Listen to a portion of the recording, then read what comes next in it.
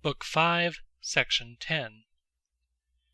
I have still to speak of monarchy, and the causes of its destruction and preservation. What I have said already respecting forms of constitutional government applies almost equally to royal and to tyrannical rule.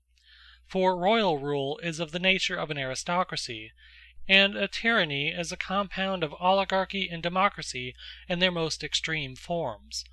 It is, therefore, most injurious to its subjects, being made up of two evil forms of government, and having the perversions and errors of both. These two forms of monarchy are contrary in their very origin. The appointment of a king is the resource of the better classes against the people, and he is elected by them out of their own number, because either he himself or his family excel in virtue and virtuous actions; whereas a tyrant is chosen from the people to be their protector against the notables, and in order to prevent them from being injured. History shows that almost all tyrants have been demagogues who gained the favor of the people by their accusation of the notables. At any rate, this was the manner in which the tyrannies arose in the days when cities had increased in power. Others, which were older, originated in the ambition of kings wanting to overstep the limits of their hereditary power and become despots. Others, again, grew out of the class which were chosen to be chief magistrates, for in ancient times the people who elected them gave the magistrates, whether civil or religious, a long tenure. Others arose out of the custom which oligarchies had of making some individual supreme over the highest offices. In any of these ways, an ambitious man had no difficulty, if he desired, in creating a tyranny, since he had the power in his hands already, either as king or as one of the officers of state. Thus Phidon and Argos and several others were originally kings, and ended by becoming tyrants. Phalaris, on the other hand, and the Ionian tyrants acquired the tyranny by holding great offices; whereas Panetius at Leontini, Cypselus at Corinth, Pisistratus at Athens, Dionysius at Syracuse, and several others who afterwards became tyrants, were at first demagogues. And so, as I was saying, royalty ranks with aristocracy, for it is based upon merit, whether of the individual or of his family, or on benefits conferred, or on these claims with power added to them. For all who have obtained this honor have benefited, or had in their power to benefit, states and nations. Some, like Codrus, have prevented the state from being enslaved in war; others, like Cyrus, have given their country freedom, or have settled or gained a territory like the Lacedaemonian, Macedonian, and Molossian kings. The idea of a king is to be a protector of the rich against unjust treatment, of the people against insult and oppression; whereas a tyrant, as has often been repeated, has no regard to any public interest, except as conducive to his private ends. His aim is pleasure; the aim of a king, honor. Wherefore also in their desires they differ. The tyrant is desirous of riches, the king of what brings honor; and the guards of a king are citizens, but of a tyrant, mercenaries. That tyranny has all the vices both of democracy and oligarchy is evident. As of oligarchy, so of tyranny, the end is wealth; for by wealth only can the tyrant maintain either his guard or his luxury.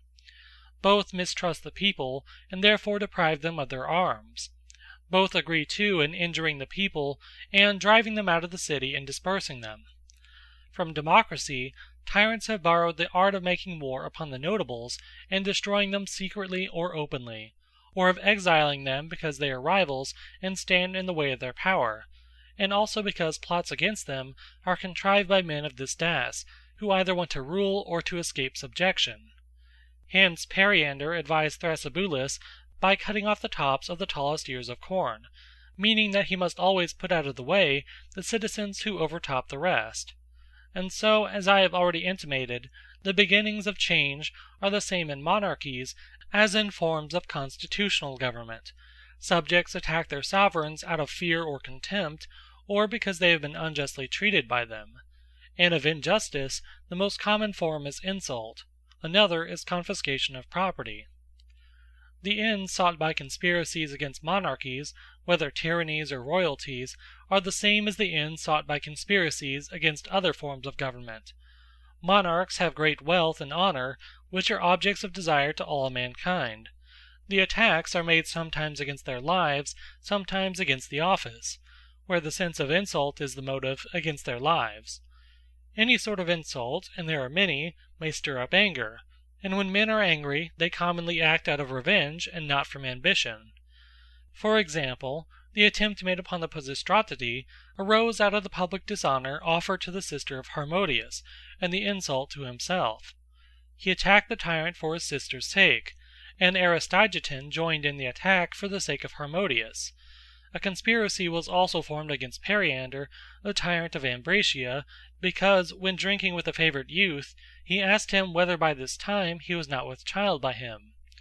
Philip, too, was attacked by Pausanias, because he permitted him to be insulted by Attalus and his friends, and Amyntas the Little by Dirtis, because he boasted of having enjoyed his youth.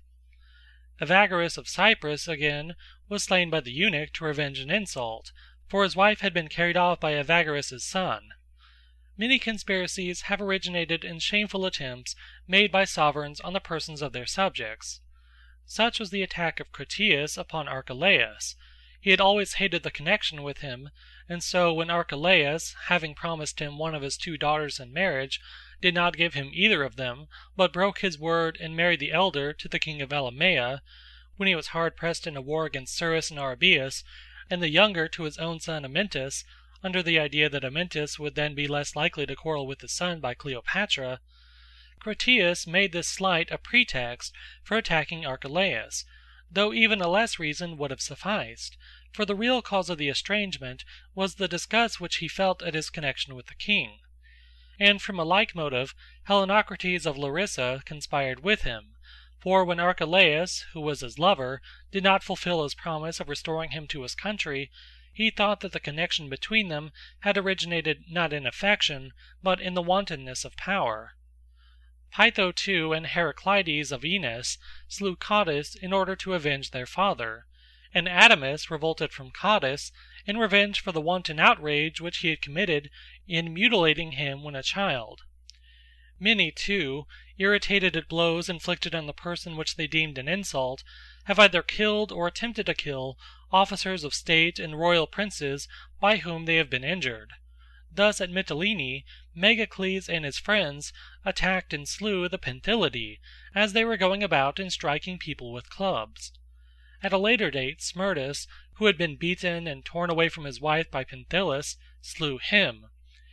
In the conspiracy against Archelaus, Decamnicus stimulated the fury of the assassins and led the attack.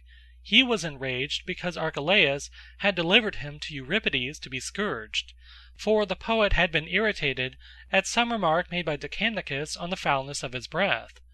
Many other examples might be cited of murders and conspiracies which have arisen from similar causes.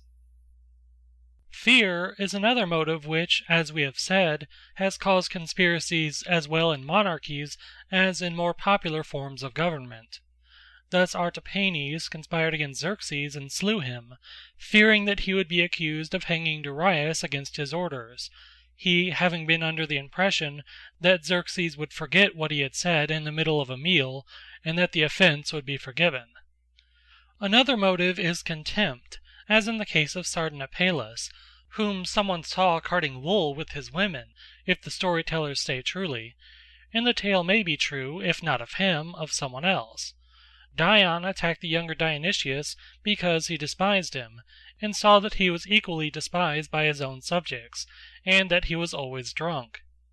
Even the friends of a tyrant will sometimes attack him out of contempt, for the confidence which he reposes in them breeds contempt, and they think that they will not be found out. The expectation of success is likewise a sort of contempt. The assailants are ready to strike, and think nothing of the danger, because they seem to have the power in their hands. Thus generals of armies attack monarchs, as for example Cyrus attacked Astyages, despising the effeminacy of his life, and believing that his power was worn out. Thus again Seuthes the Thracian conspired against Ammaticus, whose general he was. And sometimes men are actuated by more than one motive, like Mithridates, who conspired against Ariobarzanes, partly out of contempt and partly from the love of gain. Bold natures, placed by their sovereigns in a high military position, are most likely to make the attempt in the expectation of success, for courage is emboldened by power, and the union of the two inspires them with the hope of an easy victory. Attempts of which the motive is ambition arise in a different way as well as in those already mentioned. There are men who will not risk their lives in the hope of gains and honours however great, but who nevertheless regard the killing of a tyrant simply as an extraordinary action which will make them famous and honourable in the world. They wish to acquire, not a kingdom, but a name. It is rare, however, to find such men. He who would kill a tyrant must be prepared to lose his life if he fail. He must have the resolution of Dion, who, when he made war upon Dionysius, took with him very few troops, saying that whatever measure of success he might attain would be enough for him, even if he were to die the moment he landed. Such a death would be welcome to him. This is a temper to which few can attain. Once more, tyrannies, like all other governments, are destroyed from without by some opposite and more powerful form of government. That such a government will have the will to attack them is clear, for the two are opposed in principle, and all men, if they can, do what they will. Democracy is antagonistic to tyranny, on the principle of Hesiod, Potter hates Potter, because they are nearly akin. For the extreme form of democracy is tyranny, and royalty and aristocracy are both alike opposed to tyranny, because they are constitutions of a different type. And therefore the Lacedaemonians put down most of the tyrannies, and so did the Syracusans during the time when they were well governed. Again, tyrannies are destroyed from within when the reigning family are divided among themselves, as that of Gelo was, and more recently that of Dionysius. In the case of Gelo, because Thrasybulus, the brother of Hiero, flattered the son of Gelo and led him into excesses in order that he might rule in his name. Whereupon the family got together a party to get rid of Thrasybulus and save the tyranny. But those of the people who conspired with them seized the opportunity and drove them all out. In the case of Dionysius, Dion, his own relative, attacked and expelled him with the assistance of the people. He afterwards perished himself. There are two chief motives which induce men to attack tyrannies: hatred and contempt. Hatred of tyrants is inevitable, and contempt is also a frequent cause of their destruction. Thus we see that most of those who have acquired have retained their power, but those who have inherited have lost it almost at once, for, living in luxurious ease, they have become contemptible, and offer many opportunities to their assailants. Anger, too, must be included under hatred, and produces the same effects. It is oftentimes even more ready to strike. The angry are more impetuous in making an attack, for they do not follow rational principle. And men are very apt to give way to their passions when they are insulted. To this cause is to be attributed the fall of the Pisistratii, and of many others. Hatred is more reasonable, for anger is accompanied by pain, which is an impediment to reason, whereas hatred is painless. In a word, all the causes which I have mentioned as destroying the last and most unmixed form of oligarchy, and the extreme form of democracy, may be assumed to affect tyranny. Indeed, the extreme forms of both are only tyrannies distributed among several persons. Kingly rule is little affected by external causes, and is therefore lasting. It is generally destroyed from within. And there are two ways in which destruction may come about. One, when the members of the royal family quarrel among themselves, and two, when the kings attempt to administer the state too much after the fashion of a tyranny, and to extend their authority contrary to the law. Royalties do not now come into existence where such forms of government arise; they are rather monarchies or tyrannies. For the rule of a king is over voluntary subjects, and he is supreme in all important matters. But in our own day men are more upon an equality, and no one is so immeasurably superior to others as to represent adequately the greatness and dignity of the office. Hence mankind will not, if they can help, endure it, and anyone who obtains power by force or fraud is at once thought to be a tyrant. In hereditary monarchies, a further cause of destruction is the fact that kings often fall into contempt, and although possessing not tyrannical powers, but only royal dignity, are apt to outrage others. Their overthrow is then readily effected, for there is an end to the king when his subjects do not want to have him, but the tyrant lasts, whether they like him or not. The destruction of monarchies is to be attributed to these and the like causes. End of Book 5, Section 10. Book 5, Sections 11 through 12. 11. And they are preserved, to speak generally, by the opposite causes. Or, if we consider them separately, 1. Royalty is preserved by the limitation of its powers. The more restricted the functions of kings, the longer their power will last unimpaired, for then they are more moderate and not so despotic in their ways, and they are less envied by their subjects. This is the reason why the kingly office has lasted so long among the Molossians, and for a similar reason it is continued among the Lacedaemonians, because there it was always divided between two, and afterwards further limited by Theopompus in various respects, more particularly by the establishment of the Ephoralty. He diminished the power of the kings, but established on a more lasting basis the kingly office, which was thus made in a certain sense not less, but greater. There is a story that, when his wife once asked him whether he was not ashamed to leave to his sons a royal power which was less than he had inherited from his father, "No, indeed," he replied, "for the power which I leave to them will be more lasting." As to 2. Tyrannies, they are preserved in two most opposite ways. One of them is the old traditional method in which most tyrants administer their government.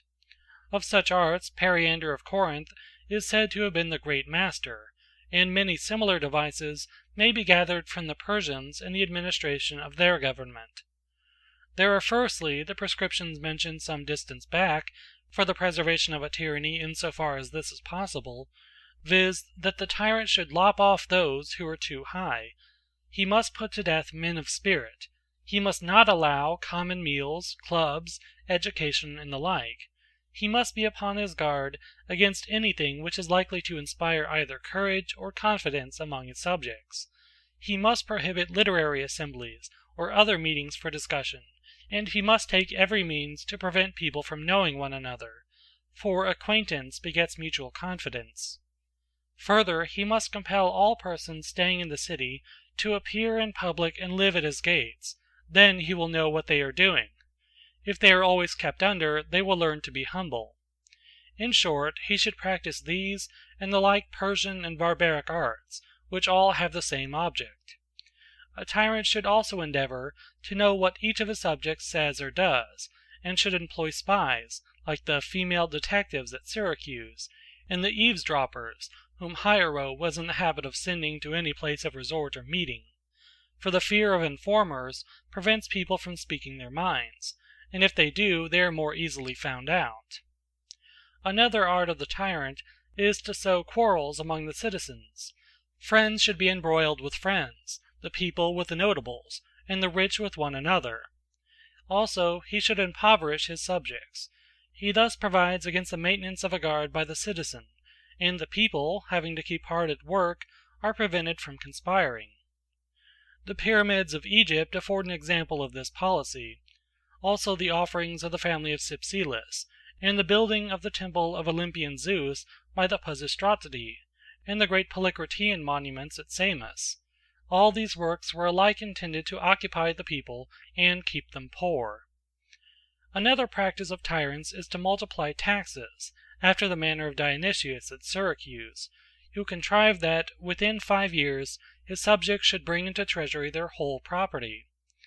The tyrant is also fond of making war, in order that his subjects may have something to do, and be always in want of a leader. And whereas the power of a king is preserved by his friends, the characteristic of a tyrant is to distrust his friends, because he knows that all men want to overthrow him, and they above all have the power. Again, the evil practices of the last and worst form of democracy are all found in tyrannies. Such are the power given to women in their families in the hope that they will inform against their husbands, and the license which is allowed to slaves in order that they may betray their masters, for slaves and women do not conspire against tyrants, and they are, of course, friendly to tyrannies and also to democracies, since under them they have a good time. For the people too would fain be a monarch, and therefore by them, as well as by the tyrant, the flatterer is held in honour. In democracies he is the demagogue, and the tyrant also has those who associate with him in a humble spirit, which is a work of flattery. Hence tyrants are always fond of bad men, because they love to be flattered, but no man, who has the spirit of a free man in him, will lower himself by flattery. Good men love others, or at any rate do not flatter them. Moreover, the bad are useful for bad purposes. Nail knocks out nail, as the proverb says. It is characteristic of a tyrant to dislike everyone who has dignity or independence. He wants to be alone in his glory, but anyone who claims a like dignity or asserts his independence encroaches upon his prerogative, and is hated by him as an enemy to his power. Another mark of a tyrant is that he likes foreigners better than citizens, and lives with them and invites them to his table. For the one are enemies, but the others enter into no rivalry with him. Such are the notes of the tyrant and the arts by which he preserves his power. There is no wickedness too great for him. All that we have said may be summed up under three heads, which answer to the three aims of the tyrant. These are, 1. The humiliation of his subjects. He knows that a mean-spirited man will not conspire against anybody. 2. The creation of mistrust among them, for a tyrant is not overthrown until men begin to have confidence in one another, and this is the reason why tyrants are at war with the good. They are under the idea that their power is endangered by them, not only because they would not be ruled despotically, but also because they are loyal to one another, and to other men, and do not inform against one another or against other men. 3. The tyrant desires that his subjects shall be incapable of action, for no one attempts what is impossible, and they will not attempt to overthrow a tyranny if they are powerless. Under these three heads the whole policy of a tyrant may be summed up, and to one or other of them all his ideas may be referred. 1. He sows distrust among his subjects. 2. He takes away their power. 3. He humbles them. This, then, is one of the two methods by which tyrannies are preserved, and there is another which proceeds upon an almost opposite principle of action. The nature of this latter method may be gathered from a comparison of the causes which destroy kingdoms. For, as one mode of destroying kingly power is to make the office of king more tyrannical, so the salvation of a tyranny is to make it more like the rule of a king. But of one thing the tyrant must be careful. He must keep power enough to rule over his subjects, whether they like him or not. For if he once gives this up, he gives up his tyranny. But though power must be retained as the foundation, in all else the tyrant should act, or appear to act, in the character of a king. In the first place, he should pretend a care of the public revenues, and not waste money in making presents of a sort at which the common people get excited when they see their hard-won earnings snatched from them and lavished on courtesans and strangers and artists. He should give an account of what he receives and of what he spends, a practice which has been adopted by some tyrants, for then he will seem to be a steward of the public rather than a tyrant. Nor need he fear that, while he is lord of the city, he will ever be in want of money. Such a policy is, at all events, much more advantageous for the tyrant when he goes from home than to leave behind him a hoard, for then the garrison who remain in the city will be less likely to attack his power, and a tyrant, when he is absent from home, has more reason to fear the guardians of his treasure than the citizens, for the one accompany him, but the others remain behind. In the second place, he should be seen to collect taxes and to require public services only for state purposes, and that he may form a fund in case of war, and generally he ought to make himself the guardian and treasurer of them, as if they belonged not to him but to the public. He should appear not harsh but dignified, and when men meet him, they should look upon him with reverence and not with fear. Yet it is hard for him to be respected if he inspires no respect, and therefore, whatever virtues he may neglect, at least he should maintain the character of a great soldier, and produce the impression that he is one.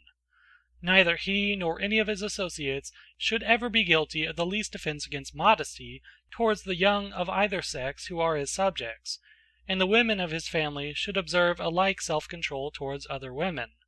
The insolence of women has ruined many tyrannies.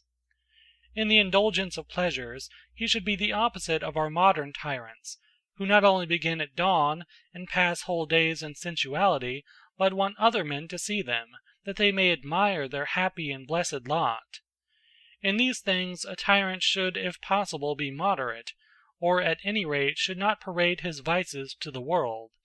For a drunken and drowsy tyrant is soon despised and attacked. Not so he who is temperate and wide awake. His conduct should be the very reverse of nearly everything which has been said before about tyrants. He ought to adorn and improve his city as though he were not a tyrant but the guardian of the state. Also he should appear to be particularly earnest in the service of the gods.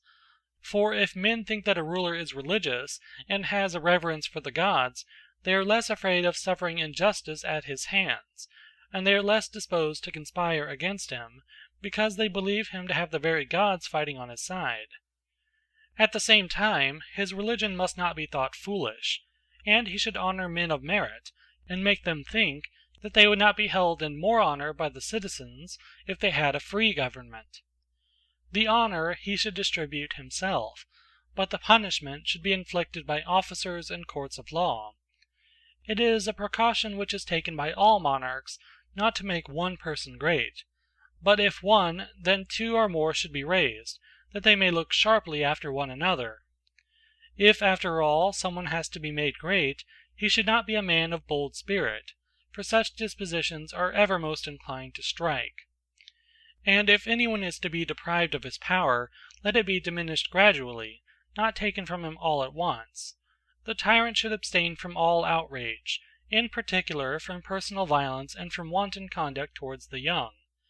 He should be especially careful of his behavior to men who are lovers of honor, for as the lovers of money are offended when their property is touched, so are the lovers of honor and the virtuous when their honor is affected. Therefore a tyrant ought either not to commit such acts at all, or he should be thought only to employ fatherly correction, and not to trample upon others. And his acquaintance with youth should be supposed to arise from affection, and not from the insolence of power, and in general he should compensate the appearance of dishonor by the increase of honor. Of those who attempt assassination, they are the most dangerous, and require to be most carefully watched, who do not care to survive if they effect their purpose. Therefore special precaution should be taken about any who think that either they or those for whom they care have been insulted, for when men are led away by passion to assault others, they are regardless of themselves. As Heraclitus says, it is difficult to fight against anger, for a man will buy revenge with his soul.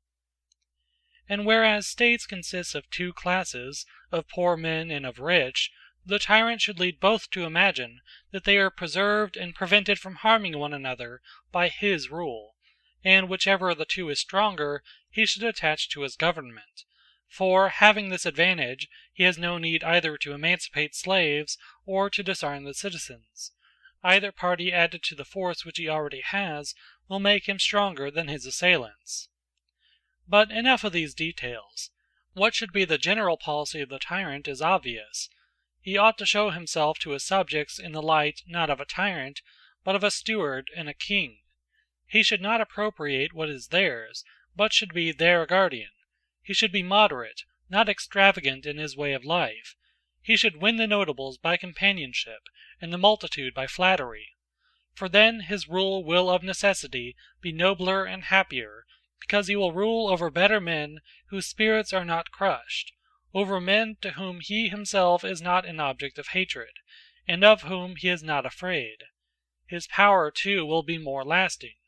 his disposition will be virtuous, or at least half virtuous, and he will not be wicked, but half wicked only.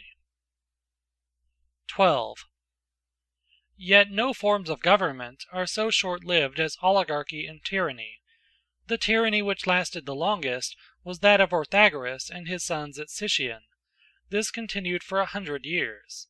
The reason was that they treated their subjects with moderation, and to a great extent observed the laws, and in various ways gained the favour of the people by the care which they took of them.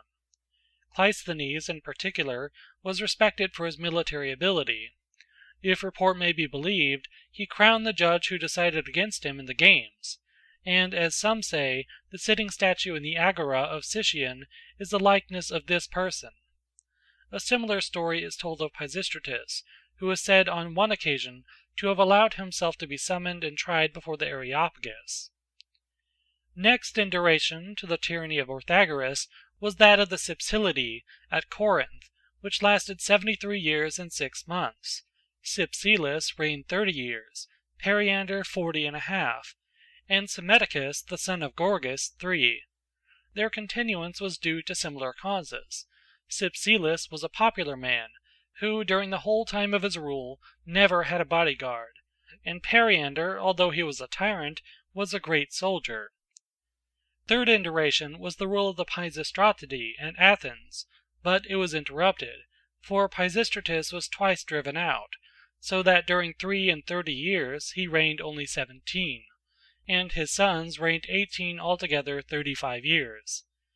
Of other tyrannies, that of Hiero and Gelo at Syracuse was the most lasting. Even this, however, was short, not more than 18 years in all, for Gelo continued tyrant for 7 years, and died in the 8th, Hiero reigned for 10 years, and Thrasybulus was driven out in the 11th month. In fact, tyrannies generally have been of quite short duration. I have now gone through almost all the causes by which constitutional governments and monarchies are either destroyed or preserved. In the Republic of Plato, Socrates treats of revolutions, but not well, for he mentions no cause of change which peculiarly affects the first, or perfect state. He only says that the cause is that nothing is abiding, but all things change in a certain cycle, and that the origin of the change consists in those numbers, of which 4 and 3 married with 5 furnish 2 harmonies. He means when the number of this figure becomes solid. He conceives that nature at certain times produces bad men who will not submit to education, in which latter particular he may very likely be not far wrong, for there may well be some men who cannot be educated and made virtuous. But why is such a cause of change peculiar to his ideal state, and not rather common to all states, nay, to everything which comes into being at all? And is it by the agency of time, which, as he declares, makes all things change, that things which did not begin together change together? For example, if something has come into being the day before the completion of the cycle, will it change with things that came into being before? Further, why should the perfect state change into the Spartan? For governments more often take an opposite form than one akin to them. The same remark is applicable to the other changes. He says that the Spartan constitution changes into an oligarchy, and this into a democracy, and this again into a tyranny. And yet the contrary happens quite as often, for a democracy is even more likely to change into an oligarchy than into a monarchy. Further, he never says whether tyranny is, or is not, liable to revolutions, and if it is, what is the cause of them, or into what form it changes. And the reason is, that he could not very well have told, for there is no rule. According to him, it should revert to the first and best, and then there would be a complete cycle. But in point of fact, a tyranny often changes into a tyranny, as that at Sicyon changed from the tyranny of Mire into that of Cleisthenes, into oligarchy, as the tyranny of Antilion did at Chalcis, into democracy, as that of Gelo's family did at Syracuse, into aristocracy, as at Carthage, and the tyranny of Carlaeus at Lacedaemon. Often an oligarchy changes into a tyranny, like most of the ancient oligarchies in Sicily. For example, the oligarchy at Leontini changed into the tyranny of Panetius, that at Gela into the tyranny of Cleander, that at Rhegium into the tyranny of Anaxilaus. The same thing has happened in many other states. And it is absurd to suppose that the state changes into an oligarchy merely because the ruling class are lovers and makers of money, and not because the very rich think it unfair that the very poor should have an equal share in the government with themselves. Moreover, in many oligarchies there are laws against making money in trade, but at Carthage, which is a democracy, there is no such prohibition, and yet to this day the Carthaginians have never had a revolution. It is absurd too for him to say that an oligarchy is two cities, one of the rich and the other of the poor. Is not this just as much the case in the Spartan constitution, or in any other, in which either all do not possess equal property, or all are not equally good men? Nobody need be poorer than he was before, and yet the oligarchy may change all the same into a democracy, if the poor form the majority, and a democracy may change into an oligarchy if the wealthy class are stronger than the people, and the one are energetic, the other indifferent. Once more, although the causes of the change are very numerous, he mentions only one, which is, that the citizens become poor through dissipation and debt, as though he thought that all, or the majority of them, were originally rich. This is not true, though it is true that when any of the leaders lose their property, they are ripe for revolution. But when anybody else, it is no great matter, and an oligarchy does not even then more often pass into a democracy than into any other form of government. Again, if men are deprived of the honors of state, and are wronged and insulted, they make revolutions, and change forms of government, even although they have not wasted their substance because they might do what they liked, of which extravagance he declares excessive freedom to be the cause. Finally, although there are many forms of oligarchies and democracies, Socrates speaks of their revolutions as though there were only one form of either of them. End of Book 5, sections 11 through 12. Book 6, Section 1. We have now considered the varieties of the deliberative or supreme power in states, and the various arrangements of law courts and state offices, and which of them are adapted to different forms of government. We have also spoken of the destruction and preservation of constitutions, how and from what causes they arise. Of democracy and all other forms of government there are many kinds, and it will be well to assign to them severally the modes of organization which are proper and advantageous to each, adding what remains to be said about them. Moreover, we ought to consider the various combinations of these modes themselves, for such combinations make constitutions overlap one another, so that aristocracies have an oligarchical character, and constitutional governments incline to democracies. When I speak of the combinations which remain to be considered, and thus far have not been considered by us, I mean such as these. When the deliberative part of the government, and the election of officers, is constituted oligarchically, and the law courts aristocratically, or when the courts and the deliberative part of the state are oligarchical, and the election to office aristocratical, or when in any other way there is a want of harmony in the composition of a state.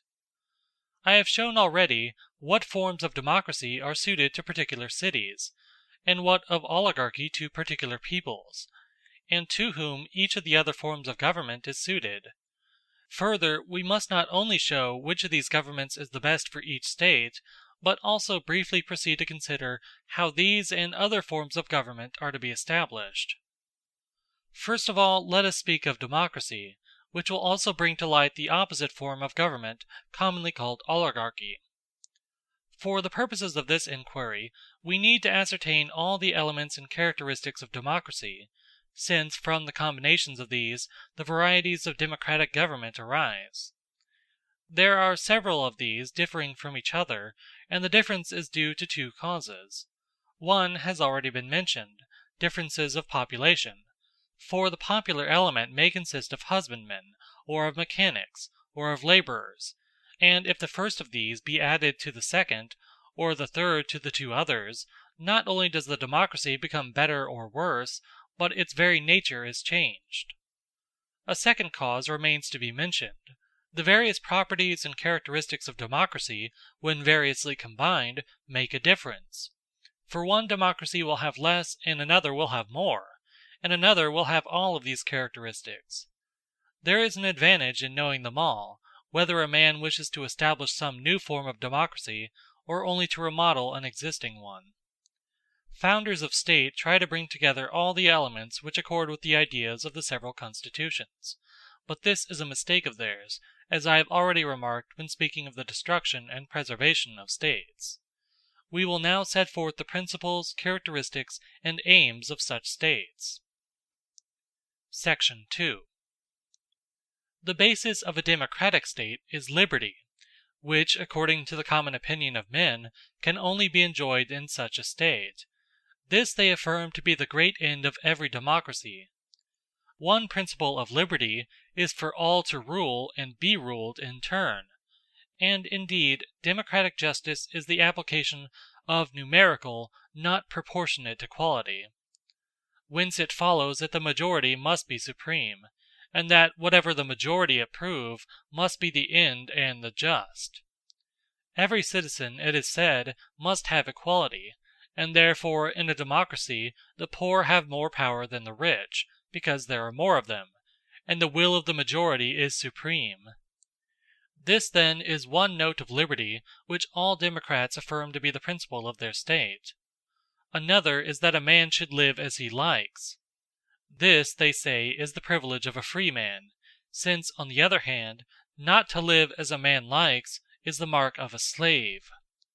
This is the second characteristic of democracy, whence has arisen the claim of men to be ruled by none, if possible, or if this is impossible, to rule and be ruled in turns, and so it contributes to the freedom based upon equality.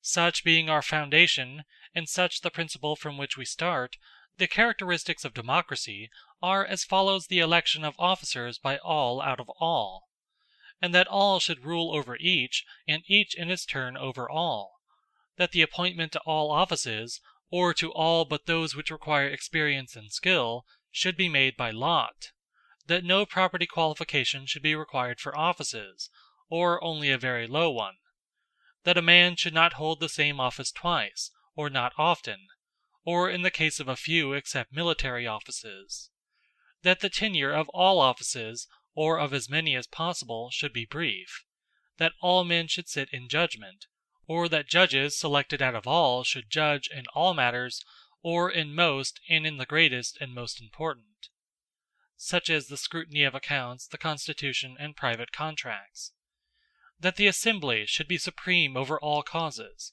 or at any rate over the most important, and the magistrates over none or only over a very few.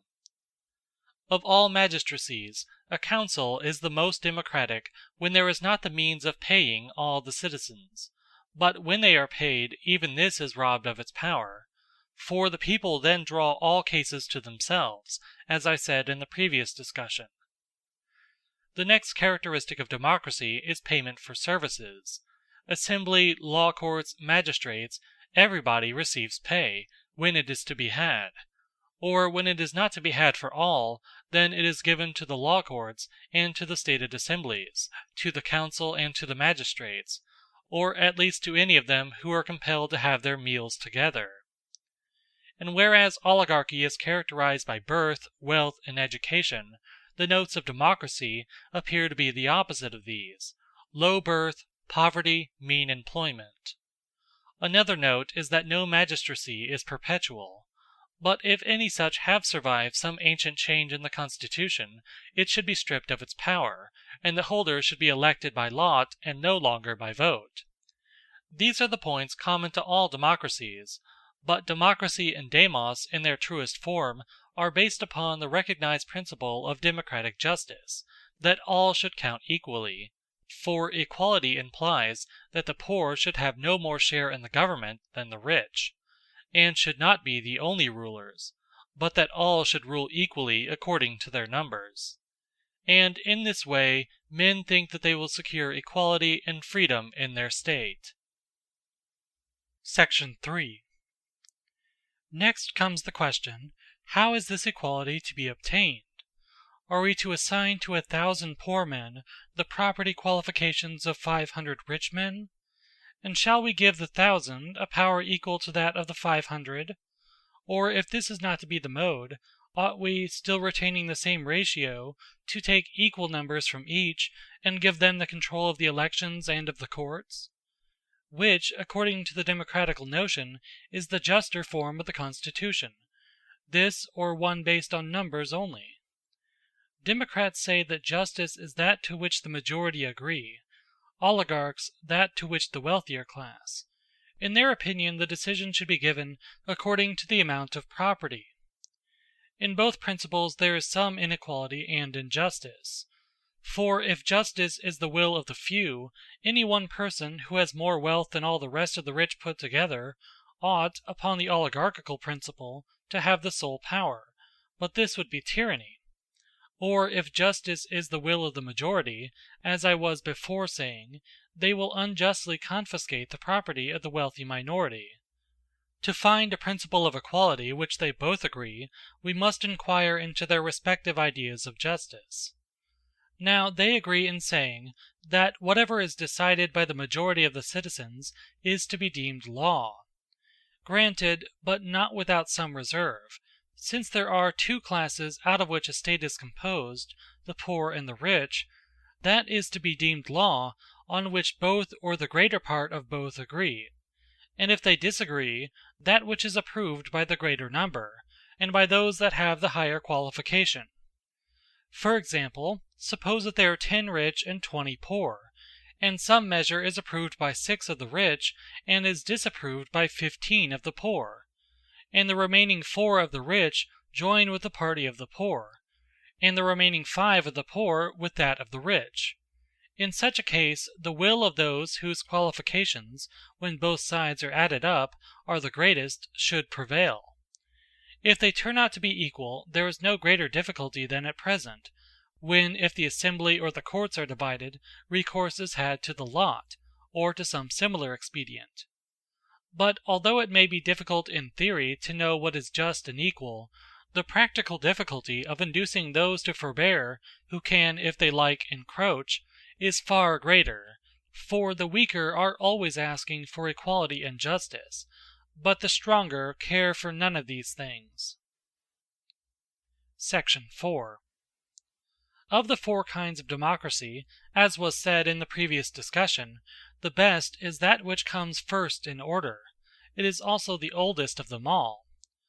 I am speaking of them according to the natural classification of their inhabitants. For the best material of democracy is an agricultural population. There is no difficulty in forming a democracy where the mass of the people live by agriculture or tending of cattle. Being poor, they have no leisure, and therefore do not often attend the assembly, and, not having the necessaries of life, they are always at work, and do not covet the property of others. Indeed, they find their employment pleasanter than the cares of government or office, where no great gains can be made out of them, for the many are more desirous of gain than of honor. A proof is that even the ancient tyrannies were patiently endured by them, as they still endure oligarchies, if they are allowed to work and are not deprived of their property, for some of them grow quickly rich, and the others are well enough off. Moreover, they have the power of electing the magistrates and calling them to account. Their ambition, if they have any, is thus satisfied, and in some democracies, although they do not all share in the appointment of offices, except through representatives elected in turn out of the whole people, as at Mantinea, yet if they have the power of deliberating, the many are contented. Even this form of government may be regarded as a democracy, and was such at Mantinea. Hence it is both expedient and customary in the aforementioned type of democracy that all should elect to offices, and conduct scrutinies, and sit in the law courts, but that the great offices should be filled up by election, and from persons having a qualification, the greater requiring a greater qualification; or if there be no offices for which a qualification is required, then those who are marked out by special ability should be appointed. Under such a form of government, the citizens are sure to be governed well, for the offices will always be held by the best persons. The people are willing enough to elect them, and are not jealous of the good. The good and the notables will then be satisfied, for they will not be governed by men who are their inferiors, and the persons elected will rule justly, because others will call them to account. Every man should be responsible to others, nor should anyone be allowed to do just as he pleases, for where absolute freedom is allowed, there is nothing to restrain the evil which is inherent in every man.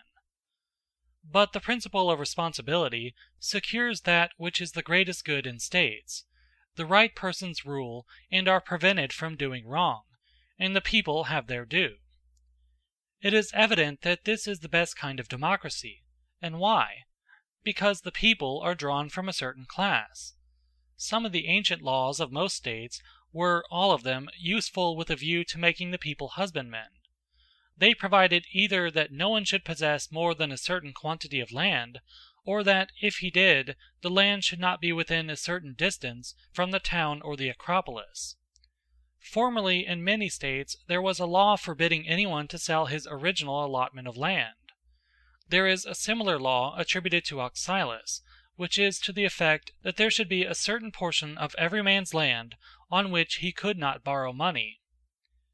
A useful corrective to the evil of which I am speaking would be the law of the Ophidians, who, although they are numerous, and do not possess much land, are all of them husbandmen. For their properties are reckoned in the census, not entire, but only in such small portions that even the poor may have more than the amount required. Next best to an agricultural, and in many respects similar, are a pastoral people, who live by their flocks.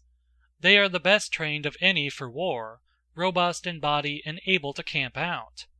The people of whom other democracies consist are far inferior to them, for their life is inferior. There is no room for moral excellence in any of their employments, whether they be mechanics or traders or laborers. Besides, people of this class can readily come to the assembly, because they are continually moving about in the city and in the agora, whereas husbandmen are scattered over the country, and do not meet, or equally feel the want of assembling together. Where the territory also happens to extend to a distance from the city, there is no difficulty in making an excellent democracy or constitutional government, for the people are compelled to settle in the country, and even if there is a town population, the assembly ought not to meet, in democracies, when the country people cannot come. We have thus explained how the first and best form of democracy should be constituted. It is clear that the other or inferior sorts will deviate in a regular order, and the population which is excluded will at each stage be of a lower kind. The last form of democracy, that in which all share alike, is one which cannot be borne by all states, and will not last long unless well regulated by laws and customs. The more general causes which tend to destroy this or other kinds of government have been pretty fully considered. In order to constitute such a democracy and strengthen the people, the leaders have been in the habit including as many as they can, and making citizens not only of those who are legitimate, but even of the illegitimate, and of those who have only one parent a citizen, whether father or mother. For nothing of this sort comes amiss to such a democracy. This is the way in which demagogues proceed. Whereas the right thing would be to make no more additions when the number of the commonalty exceeds that of the notables and of the middle class; beyond this not to go. When in excess of this point, the constitution becomes disorderly, and the notables grow excited and impatient of the democracy, as in the insurrection at Cyrene; for no notice is taken of a little evil, but when it increases it strikes the eye. Measures like those which Cleisthenes passed when he wanted to increase the power of the democracy at Athens, or such as were taken by the founders of popular government at Cyrene, are useful in the extreme form of democracy. Fresh tribes and brotherhoods should be established. The private rights of families should be restricted, and converted into public ones. In short, every contrivance should be adopted which will mingle the citizens with one another, and get rid of old connections. Again, the measures which are taken by tyrants appear, all of them, to be democratic; such, for instance, as the license permitted to slaves, which may be to a certain extent advantageous, and also that of women and children, and the allowing everybody to live as he likes. Such a government will have many supporters, for most persons would rather live in a disorderly than in a sober manner. End of Book 6, Sections 1 through 4. Book 6, Section 5. The mere establishment of a democracy is not the only or principal business of the legislator, or of those who wish to create such a state, for any state, however badly constituted, may last 1, 2, or 3 days. A far greater difficulty is the preservation of it. The legislator should therefore endeavour to have a firm foundation, according to the principles already laid down concerning the preservation and destruction of states. He should guard against the destructive elements, and should make laws, whether written or unwritten, which will contain all the preservatives of states. He must not think the truly democratical or oligarchical measure to be that which will give the greatest amount of democracy or oligarchy, but that which will make them last longest. The demagogues of our own day often get property confiscated in the law courts in order to please the people. But those who have the welfare of the state at heart should counteract them, and make a law that the property of the condemned should not be public and go into the treasury, but be sacred. Thus offenders will be as much afraid, for they will be punished all the same, and the people, having nothing to gain, will not be so ready to condemn the accused. Care should also be taken that state trials are as few as possible, and heavy penalties should be inflicted on those who bring groundless accusations. For it is the practice to indict, not members of the popular party, but the notables, although the citizens ought to be all attached to the constitution as well, or at any rate should not regard their rulers as enemies. Now, since in the last and worst form of democracy the citizens are very numerous, and can hardly be made to assemble unless they are paid, and to pay them where there are no revenues presses hardly upon the notables, for the money must be obtained by a property tax, and confiscations and corrupt practices of the courts, things which have before now overthrown many democracies.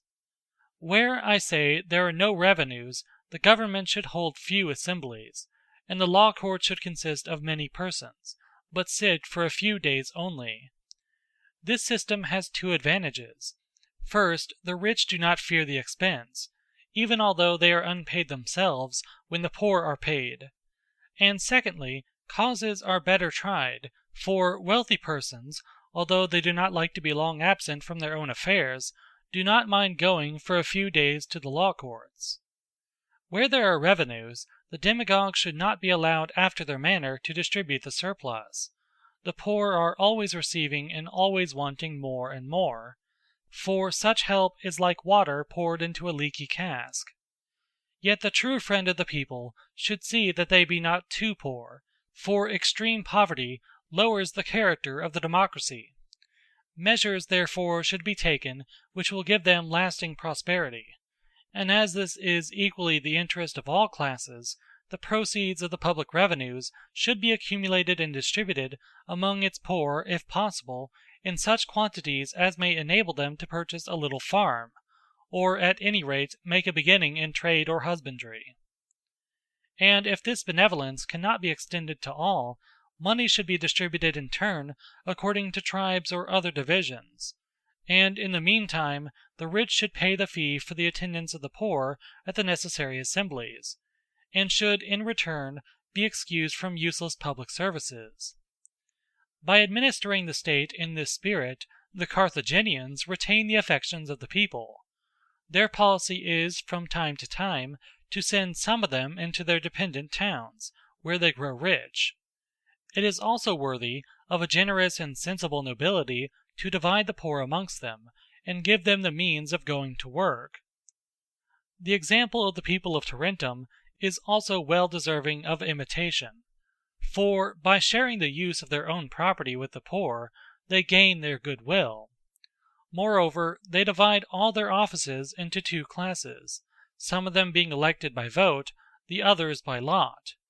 The latter, that the people may participate in them, and the former, that the state may be better administered. A like result may be gained by dividing the same offices, so as to have two classes of magistrates, one chosen by vote, the other by lot. Enough has been said of the manner in which democracies ought to be constituted. Section 6. From these considerations, there will be no difficulty in seeing what should be the constitution of oligarchies. We have only to reason from opposites, and compare each form of oligarchy with the corresponding form of democracy. The first and best attempered of oligarchies is akin to a constitutional government. In this there ought to be two standards of qualification, the one high, the other low. The lower qualifying for the humbler yet indispensable offices, and the higher for the superior ones. He who acquires the prescribed qualification should have the rights of citizenship. The number of those admitted should be such as will make the entire governing body stronger than those who are excluded, and the new citizen should always be taken out of the better class of the people.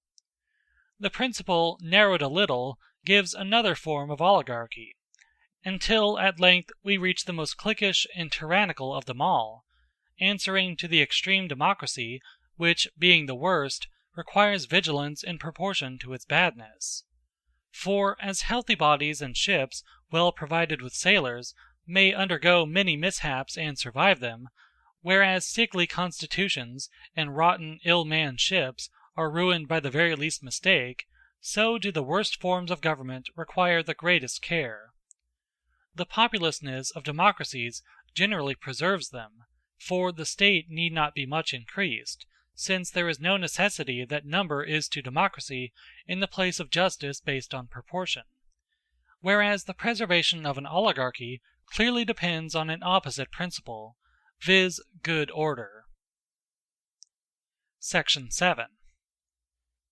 As there are 4 chief divisions of the common people, husbandmen, mechanics, retail traders, laborers, so also there are 4 kinds of military forces: the cavalry, the heavy infantry, the light armed troops, the navy. When the country is adapted for cavalry, then a strong oligarchy is likely to be established, for the security of the inhabitants depends upon a force of this sort, and only rich men can afford to keep horses. The second form of oligarchy prevails when the country is adapted to heavy infantry, for this service is better suited to the rich than to the poor. But the light-armed and the naval element are wholly democratic, and nowadays, where they are numerous, if the 2 parties quarrel, the oligarchy are often worsted by them in the struggle. A remedy for this state of things may be found in the practice of generals, who combine a proper contingent of light-armed troops with cavalry and heavy-armed. And this is the way in which the poor get the better of the rich in civil contests. Being lightly armed, they fight with advantage against cavalry and heavy infantry. An oligarchy which raises such a force out of the lower classes raises a power against itself. And therefore, since the ages of the citizens vary, and some are older and some younger, the fathers should have their own sons, while they are still young, taught the agile movements of light-armed troops, and these, when they have been taken out of the ranks of the youth, should become light-armed warriors in reality.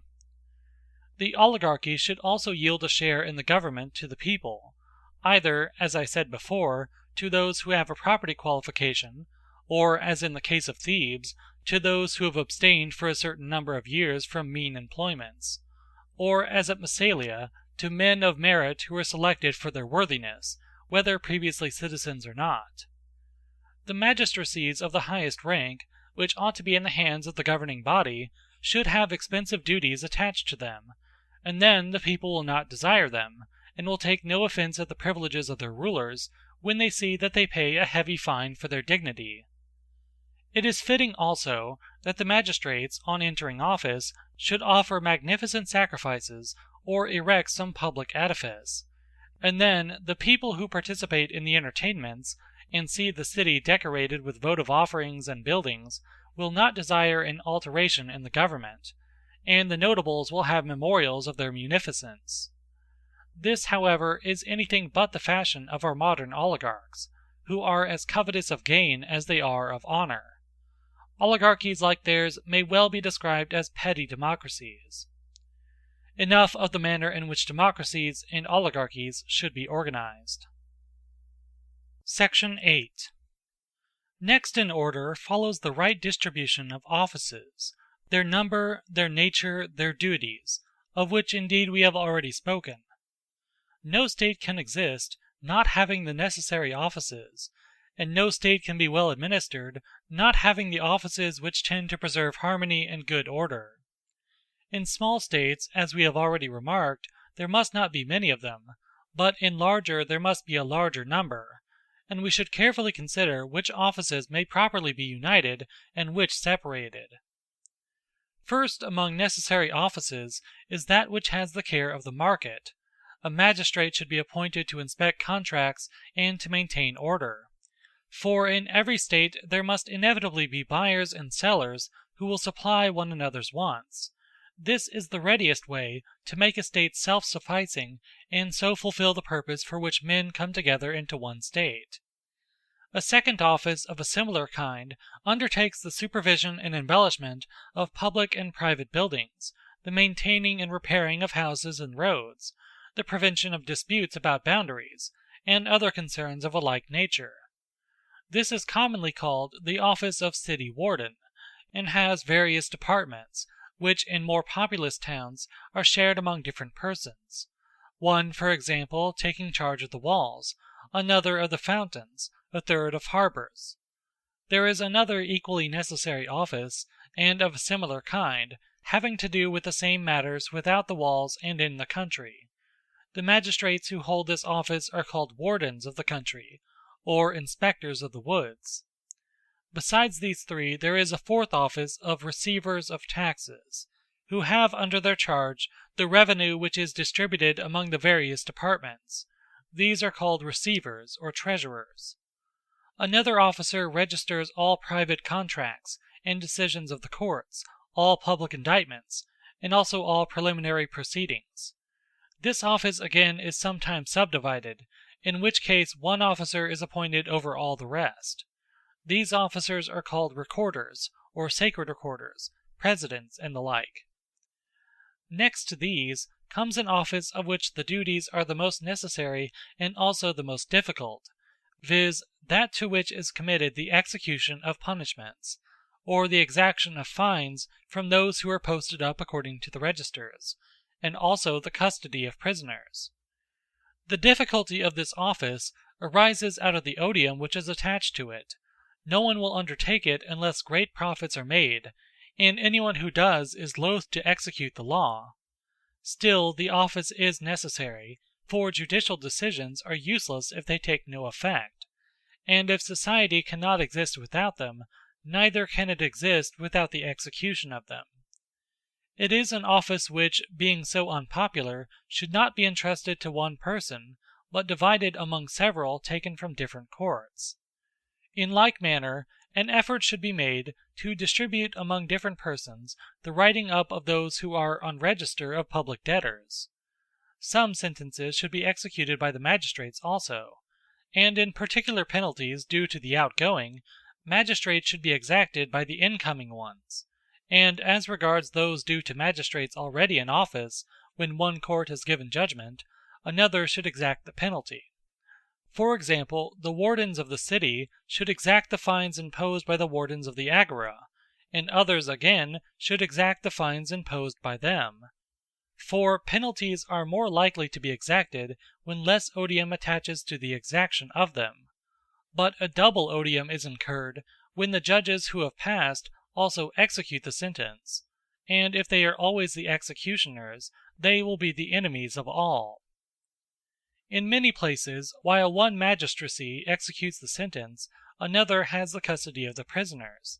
as for example the 11 at Athens. It is well to separate off the jailorship also, and try by some device to render the office less unpopular.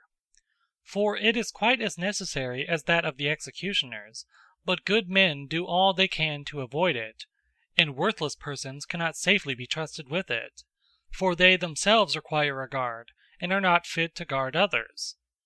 There ought not, therefore, to be a single or permanent officer set apart for this duty, but it should be entrusted to the young, wherever they are organized into a band or guard, and different magistrates acting in turn should take charge of it. These are the indispensable officers, and should be ranked first. Next in order follow others, equally necessary but of higher rank, in requiring great experience and fidelity. Such are the officers to which are committed the guard of the city, and other military functions. Not only in time of war, but of peace, their duty will be to defend the walls and gates, and to muster and marshal the citizens. In some states there are many such offices, in others there are a few only, while small states are content with one. These officers are called generals or commanders. Again, if a state has cavalry or light armed troops, or archers, or a naval force, it will sometimes happen that each of these departments has separate officers, who are called admirals, or generals of cavalry, or of light armed troops. And there are subordinate officers called naval captains, and captains of light armed troops and of horse, having others under them. All these are included in the department of war. Thus much of military command. But since many, not to say all, of these offices handle the public money, there must of necessity be another office which examines and audits them, and has no other functions. Such officers are called by various names: scrutineers, auditors, accountants, controllers. Besides all these offices there is another which is supreme over them, and to this it is often entrusted both the introduction and the ratification of measures. Or at all events it presides in a democracy over the assembly. For there must be a body which convenes the supreme authority in the state. In some places they are called probuli, because they hold previous deliberations, but in a democracy more commonly councillors. These are the chief political offices. Another set of officers is concerned with the maintenance of religion. Priests and guardians see to the preservation and repair of the temples of the gods, and to other matters of religion. One office of this sort may be enough in small places, but in larger ones there are a great many besides the priesthood. For example, superintendents of public worship, guardians of shrines, treasurers of the sacred revenues. Nearly connected with these, there are also the officers appointed for the performance of the public sacrifices, except any which the law assigns to the priests. Such sacrifices derive their dignity from the public hearth of the city. They are sometimes called archons, sometimes kings, and sometimes prytanes. These then are the necessary offices, which may be summed up as follows: offices concerned with matters of religion, with war, with the revenue and expenditure, with the market, with the city, with the harbours, with the country, also with the courts of law, with the records of contracts, with execution of sentences, with custody of prisoners, with audits and scrutinies and accounts of magistrates. Lastly, there are those which preside over the public deliberations of the state. There are likewise magistracies characteristic of states which are peaceful and prosperous, and at the same time have a regard to good order, such as the offices of guardians of women, guardians of the law, guardians of children, and directors of gymnastics, also superintendents of gymnastic and Dionysiac contests, and of other similar spectacles. Some of these are clearly not democratic offices, for example, the guardianships of women and children. The poor, not having any slaves, must employ both their women and children as servants. Once more, there are 3 offices according to whose directions the highest magistrates are chosen in certain states: guardians of the law, probuli, councillors. Of these, the guardians of the law are in aristocratical, the probuli in oligarchical, The council a democratical institution. Enough of the different kinds of offices. End of Book 6, Sections 5 through 8. Book 7, Sections 1 through 3. Book 7, 1. He who would duly inquire about the best form of estate ought first to determine which is the most eligible life. While this remains uncertain, the best form of the state must also be uncertain, for, in the natural order of things, those may be expected to lead the best life who are governed in the best manner of which their circumstances admit. We ought, therefore, to ascertain, first of all, which is the most generally eligible life, and then whether the same life is or is not the best for the state and for individuals. Assuming that enough has already been said in discussions outside the school concerning the best life, we will now only repeat what is contained in them.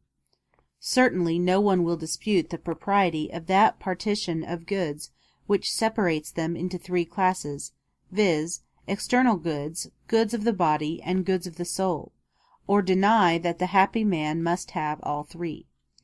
For no one would maintain that he is happy who has not in him a particle of courage, or temperance, or justice, or prudence, who is afraid of every insect which flutters past him, and who will commit any crime, however great, in order to gratify his lust of meat or drink, who will sacrifice his dearest friend for the sake of half a farthing, and is as feeble and false in mind as a child or a madman. These propositions are almost universally acknowledged as soon as they are uttered, but men differ about the degree or relative superiority of this or that good. Some think that a very moderate amount of virtue is enough, but set no limit to their desires of wealth, property, power, reputation, and the like. To whom we reply by an appeal to facts, which easily prove that mankind do not acquire or preserve virtue by the help of external goods, but external goods by the help of virtue, and that happiness, whether consisting in pleasure or virtue, or both, is more often happy with those who are most highly cultivated in their mind and in their character, and have only a moderate share of external goods, than among those who possess external goods to a useful extent, but are deficient in higher qualities. And this is not only a matter of experience, but, if reflected upon, will easily appear to be in accordance with reason. For, whereas external goods have a limit, like any other instrument, and all things useful are of such a nature, that where there is too much of them they must either do harm, or at any rate to be of no use, to their possessors, every good of the soul, the greater it is also of greater use, if the epithet useful as well as noble is appropriate to such subjects. No proof is required to show that the best state of one thing in relation to another corresponds in degree of excellence to the interval between the natures of which we say that these very states are states, so that if the soul is more noble than our possessions or our bodies, both absolutely and in relation to us, it must be admitted that the best state of either has a similar ratio to the other. Again, it is for the sake of the soul that goods external and goods of the body are eligible at all, and all wise men ought to choose them for the sake of the soul, and not the soul for the sake of them. Let us acknowledge then that each one has just so much of happiness as he has of virtue and wisdom, and of virtuous and wise action. God is a witness to us of this truth, for he is happy and blessed, not by reason of any external good, but in himself and by reason of his own nature. And herein of necessity lies the difference between good fortune and happiness, for external goods come of themselves, and chance is the author of them, but no one is just or temperate by or through chance. In like manner, and by a similar train of argument, the happy state may be shown to be that which is best and which acts rightly, and rightly it cannot act without doing right actions, and neither individual nor state can do right actions without virtue and wisdom. Thus the courage, justice, and wisdom of a state have the same form and nature as the qualities which give the individual who possesses them the name of just, wise, or temperate. Thus much may suffice by way of preface, for I could not avoid touching upon these questions, neither could I go through all the arguments affecting them. These are the business of another science. Let us assume, then, that the best life, both for individuals and states, is the life of virtue, when virtue has external goods enough for the performance of good actions. If there are any who controvert our assertion, we will in this treatise pass them over, and consider their objections hereafter. 2. There remains to be discussed the question whether the happiness of the individual is the same as that of the state, or different. Here again there can be no doubt. No one denies that they are the same. For those who hold that the well-being of the individual consists in his wealth, also think that riches make the happiness of the whole state. And those who value most highly the life of a tyrant deem that city the happiest which rules over the greatest number, while they who approve an individual for his virtue say that the more virtuous a city is, the happier it is. 2 points here present themselves for consideration. First, which is the more eligible life, that of a citizen who is a member of a state, or that of an alien who has no political ties? And again, 2, which is the best form of constitution, or the best condition of a state, either on the supposition that political privileges are desirable for all, or for a majority only?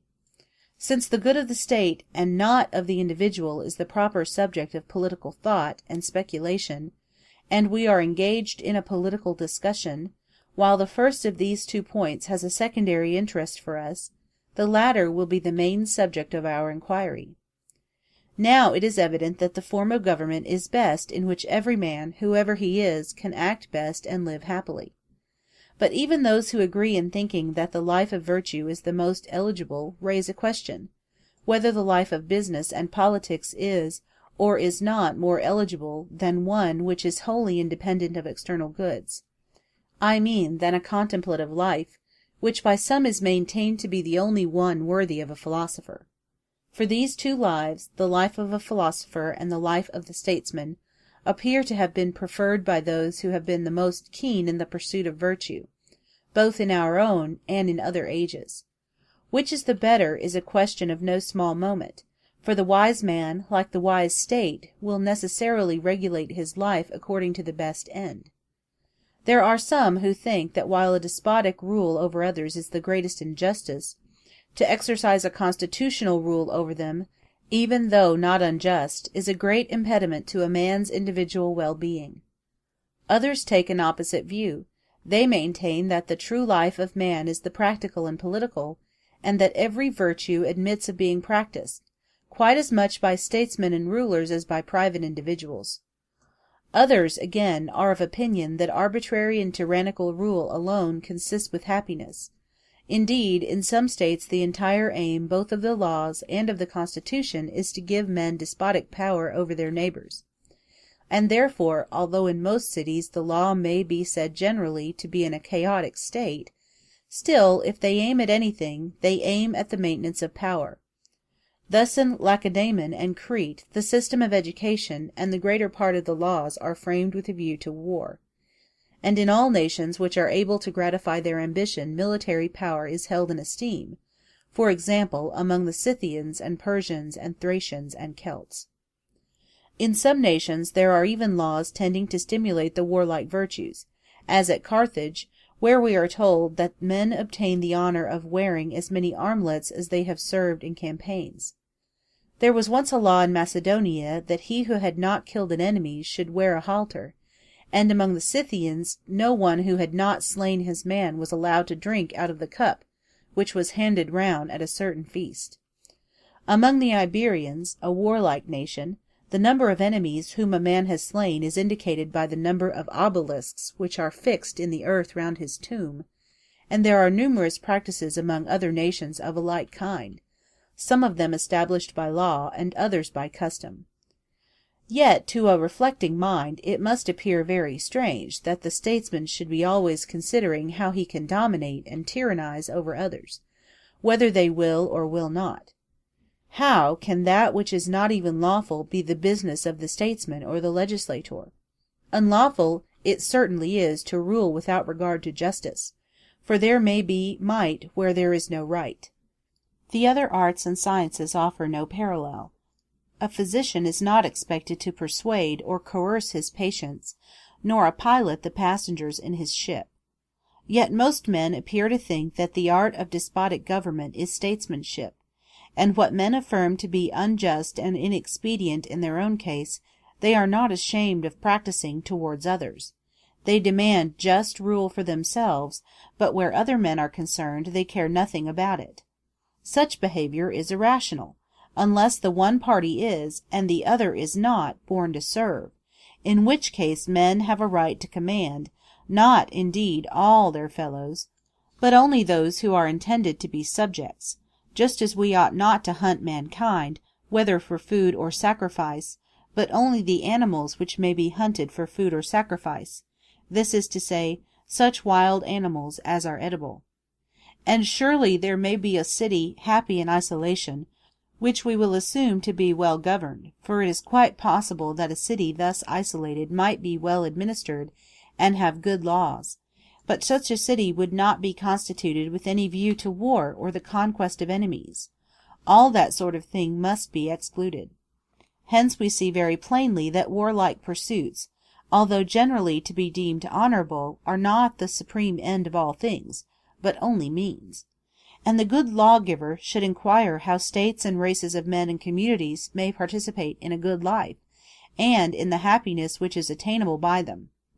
His enactments will not always be the same, and where there are neighbors he will have to see what sort of studies should be practiced in relation to their several characters, or how the measures appropriate in relation to each are to be adopted.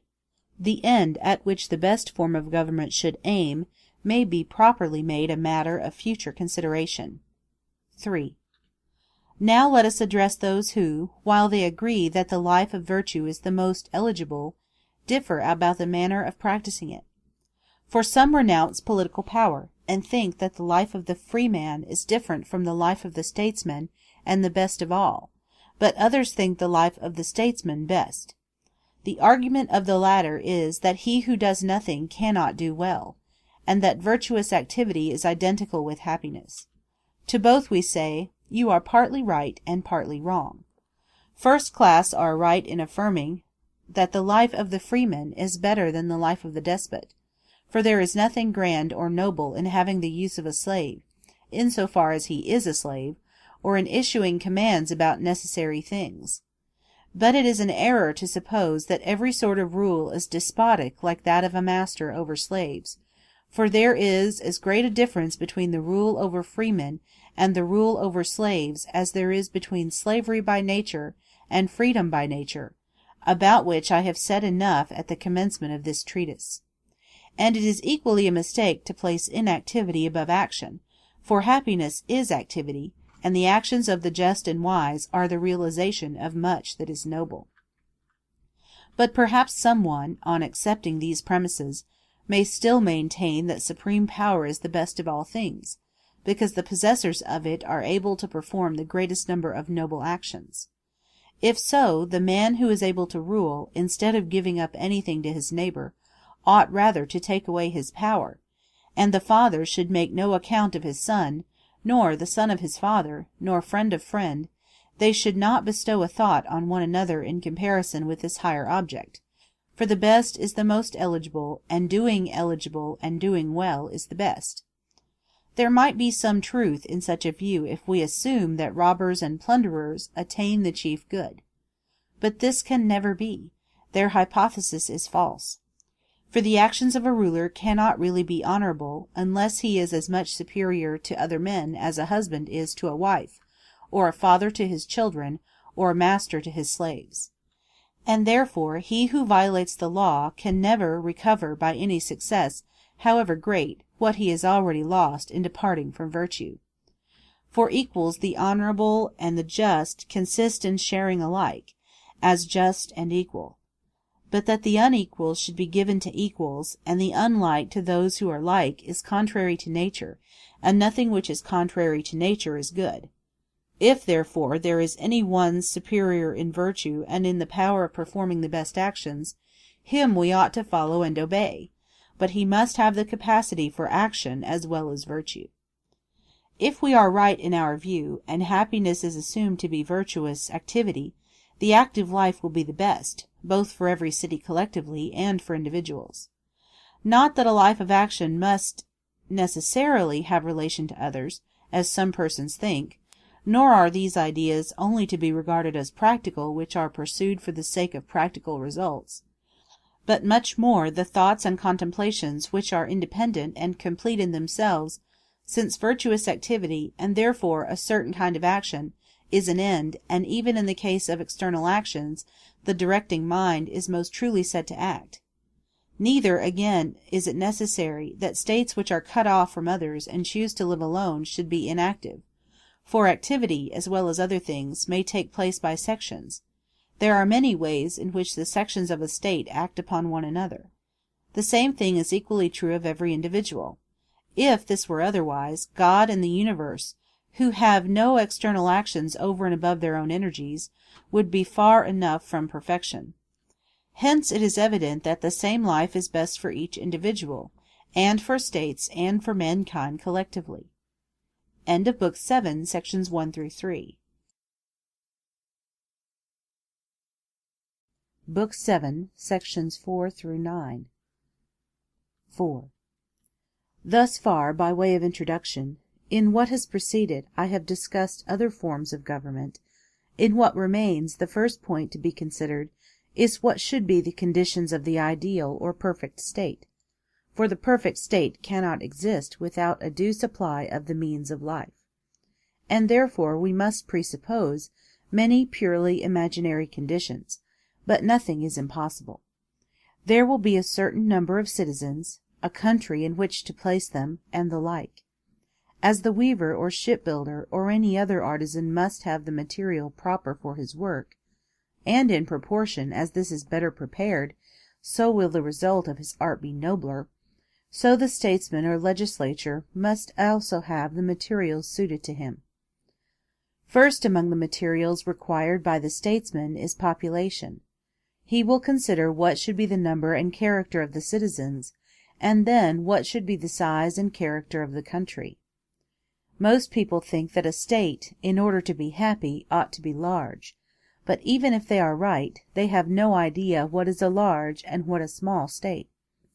For they judge the size of the city by the number of the inhabitants, whereas they ought to regard not their number but their power. A city, too, like an individual, has a work to do, and that city which is best adapted to the fulfillment of its work is to be deemed greatest, in the same sense of the word great in which Hippocrates might be called greater, not as a man, but as a physician, than some one else who was taller. And even if we reckon greatness by numbers, we ought not to include everybody, for there must always be in cities a multitude of slaves and sojourners and foreigners, but we should only include those who are members of the state, and who form an essential part of it. The number of the latter is a proof of the greatness of the city, but a city which produces numerous artisans and comparatively few soldiers cannot be great, for a great city is not to be confounded with a populous one. Moreover, experience shows that a very populous city can rarely, if ever, be well governed, since all cities which have a reputation for good government have a limit of population. We may argue on grounds of reason, and the same result will follow. For law is order, and good law is good order, but a very great multitude cannot be orderly. To introduce order into the unlimited is the work of a divine power, of such a power as holds together the universe. Beauty is realized in number and magnitude, and the state which combines magnitude with good order must necessarily be the most beautiful.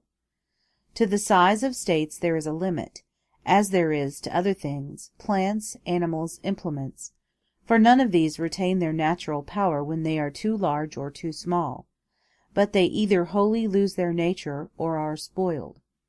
For example, a ship which is only a span long will not be a ship at all, nor a ship a quarter of a mile long. Yet there may be a ship of a certain size, either too large or too small, which will still be a ship, but bad for sailing. In a like manner, a state when composed of too few is not, as a state ought to be, self-sufficing. When of too many, though self-sufficing in all mere necessities, as a nation may be, it is not a state, being almost incapable of constitutional government. For who can be the general of such a vast multitude, or who the herald, unless he have the voice of a stentor? A state, then, only begins to exist when it has attained a population sufficient for a good life in the political community. It may, indeed, if it somewhat exceeds this number, be a greater state. But, as I was saying, there must be a limit. What should be the limit will be easily ascertained by experience. For both governors and governed have duties to perform, the special functions of a governor to command and to judge. But if the citizens of a state are to judge and to distribute offices according to merit, then they must know each other's characters. Where they do not possess this knowledge, both the election to offices and the decision of lawsuits will go wrong. When the population is very large, they are manifestly settled at haphazard, which clearly ought not to be. Besides, in an overpopulous state, foreigners and metics will acquire the rights of citizens, for who will find them out? Clearly, then, the best limit of the population of a state is the largest number which suffices for the purposes of life, and can be taken in at a single view. Enough concerning the size of a state. 5. Much the same principle will apply to the territory of the state. Every one would agree in praising the territory which is most entirely self-sufficing, and that must be the territory which is all-producing, for to have all things and to want nothing is sufficiency. In size and extent it should be such as may enable the inhabitants to live at once temperately and liberally in the enjoyment of leisure. Whether we are right or wrong in laying down this limit, we will inquire more precisely hereafter, when we have occasion to consider what is the right use of property and wealth, a matter which is much disputed, because men are inclined to rush into one of two extremes, some into meanness, others into luxury. It is not difficult to determine the general character of the territory which is required. There are, however, some points on which military authority should be heard. It should be difficult of access to the enemy, and easy of egress to the inhabitants. Further, we require that the land as well as the inhabitants of whom we were just now speaking should be taken in at a single view, for a country which is easily seen can be easily protected.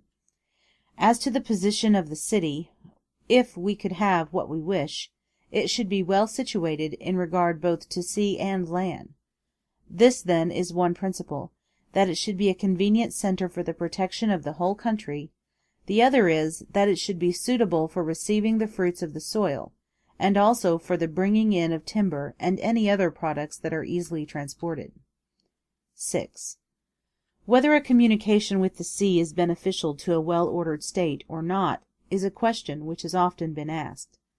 It is argued that the introduction of strangers brought up under other laws, and the increase of population, will be adverse to good order.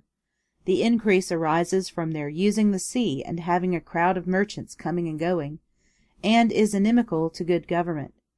Apart from these considerations, it would be undoubtedly better, both with a view to safety and to the provision of necessaries, that the city and territory should be connected with the sea.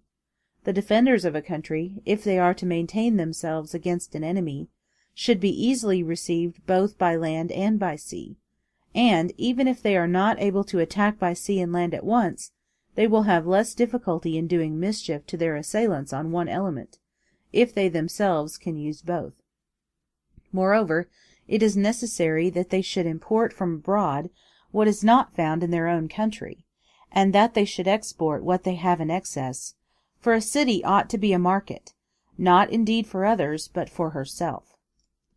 Those who make themselves a market for the world only do so for the sake of revenue, and if a state ought not to desire profit of this kind, it ought not to have such an emporium. Nowadays we often see in countries and cities dockyards and harbours very conveniently placed outside the city, but not too far off, and they are kept in dependence by walls and similar fortifications. Cities thus situated manifestly reap the benefit of intercourse with their ports, and any harm which is likely to accrue may be easily guarded against by the laws, which will pronounce and determine who may hold communication with one another, and who may not. There can be no doubt that the possession of a moderate naval force is advantageous to a city. This city should be formidable not only to its own citizens, but to some of its neighbors, or, if necessary, able to assist them by sea as well as by land. The proper number or magnitude of this naval force is relative to the character of the state, for if her function is to take a leading part in politics, her naval power should be commensurate with the scale of her enterprises.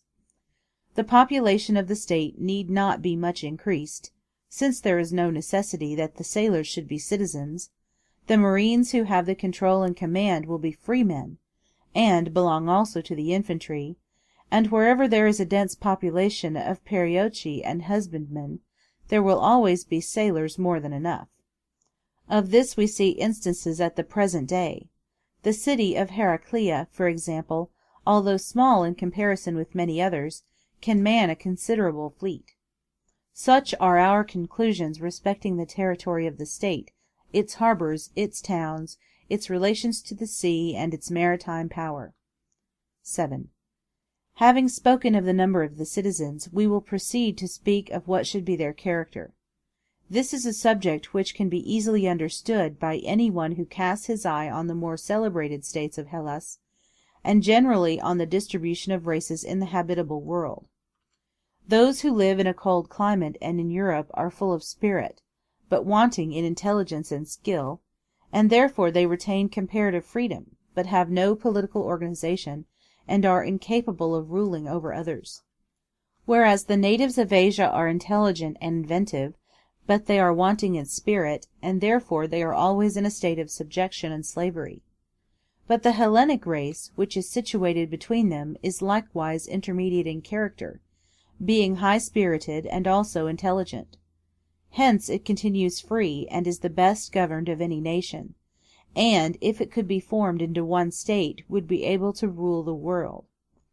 There are also similar differences in the different tribes of Hellas, for some of them are of a one-sided nature, and are intelligent or courageous only, while in others there is a happy combination of both qualities.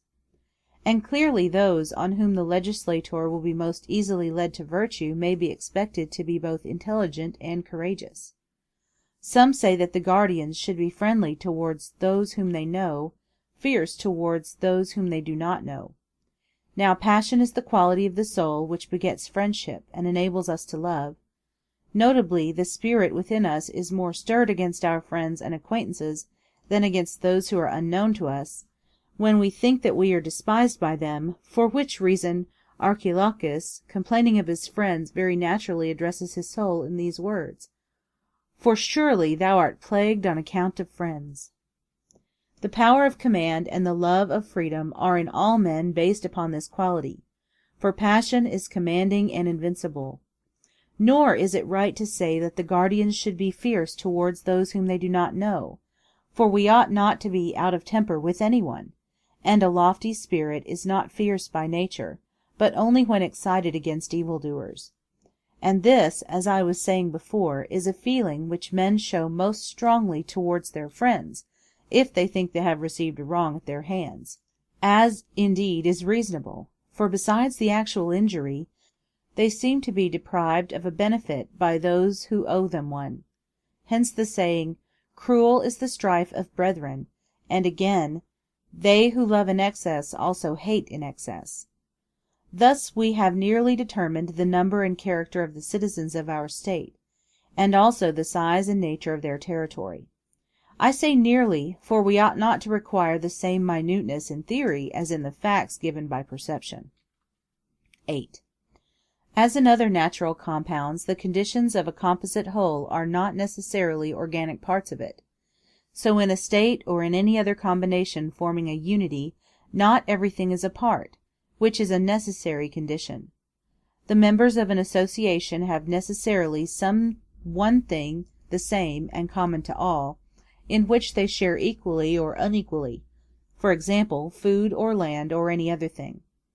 But when there are two things of which one is a means and the other an end, they have nothing in common except that the one receives what the other produces. Such, for example, is the relation which workman and tool stand to their work. The house and the builder have nothing in common, but the art of the builder is for the sake of the house. And so states require property, but property, even though living beings are included in it, is no part of a state.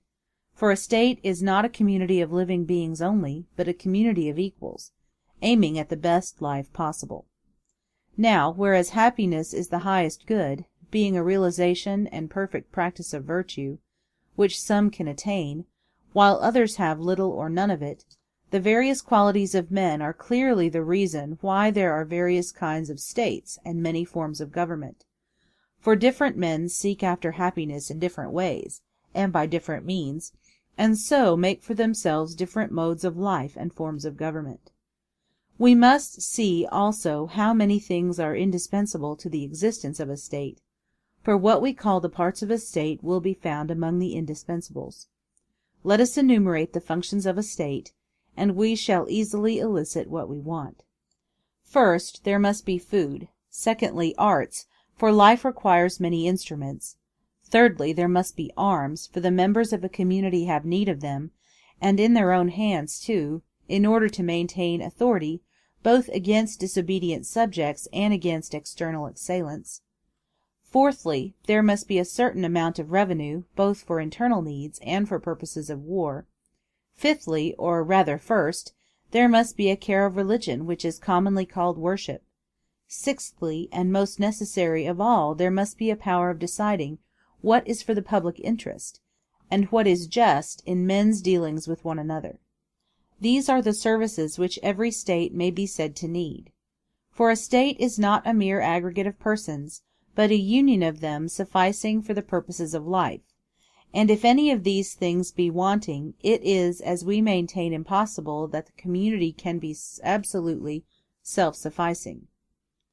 A state then should be framed with a view to the fulfillment of these functions. There must be husbandmen to procure food, and artisans, and a warlike and a wealthy class, and priests and judges to decide what is necessary and expedient. 9. Having determined these points, we have in the next place to consider whether all ought to share in every sort of occupation. Shall every man be at once husbandman, artisan, counsellor, judge, or shall we suppose the several occupations just mentioned assigned to different persons? Or thirdly, shall some employments be assigned to individuals and others common to all? The same arrangement, however, does not occur in every constitution. As we were saying, all may be shared by all, or not all by all, but only by some, and hence arise the differences of constitutions. For in democracies all share in all, in oligarchies the opposite practice prevails. Now, since we are here speaking of the best form of government, i.e., that under which the state will be the most happy, and happiness, as has been already said, cannot exist without virtue, it clearly follows that in the state which is best governed and possesses men who are just absolutely, and not merely relatively to the principle of the Constitution, the citizens must not lead the life of mechanics or tradesmen, for such a life is ignoble, and inimical to virtue. Neither must they be husbandmen, since leisure is necessary both for the development of virtue and the performance of political duties. Again, there is in a state a class of warriors and another of counsellors, who advise about the expedient and determine matters of law, and these seem in an especial manner parts of a state. Now, should these two classes be distinguished, or are both functions to be assigned to the same persons? Here again there is no difficulty in seeing that both functions will in one way belong to the same, in another to different persons. To different persons in so far as these, i.e., the physical and the employments, are suited to different primes of life, for the one requires mental wisdom and the other strength. But on the other hand, since it is an impossible thing that those who are able to use or to resist force should be willing to remain always in subjection, from this point of view the persons are the same, for those who carry arms can always determine the fate of the Constitution. It remains, therefore, that both functions should be entrusted by the ideal Constitution to the same persons, not, however, at the same time, but in the order prescribed by nature, who has given to young men strength and to older men wisdom. Such a distribution of duties would be expedient and also just, and is founded upon a principle of conformity to merit. Besides, the ruling class should not be the owners of property, for they are citizens, and the citizens of a state should be in good circumstances, whereas mechanics or any other class which is not a producer of virtue have no share in the state.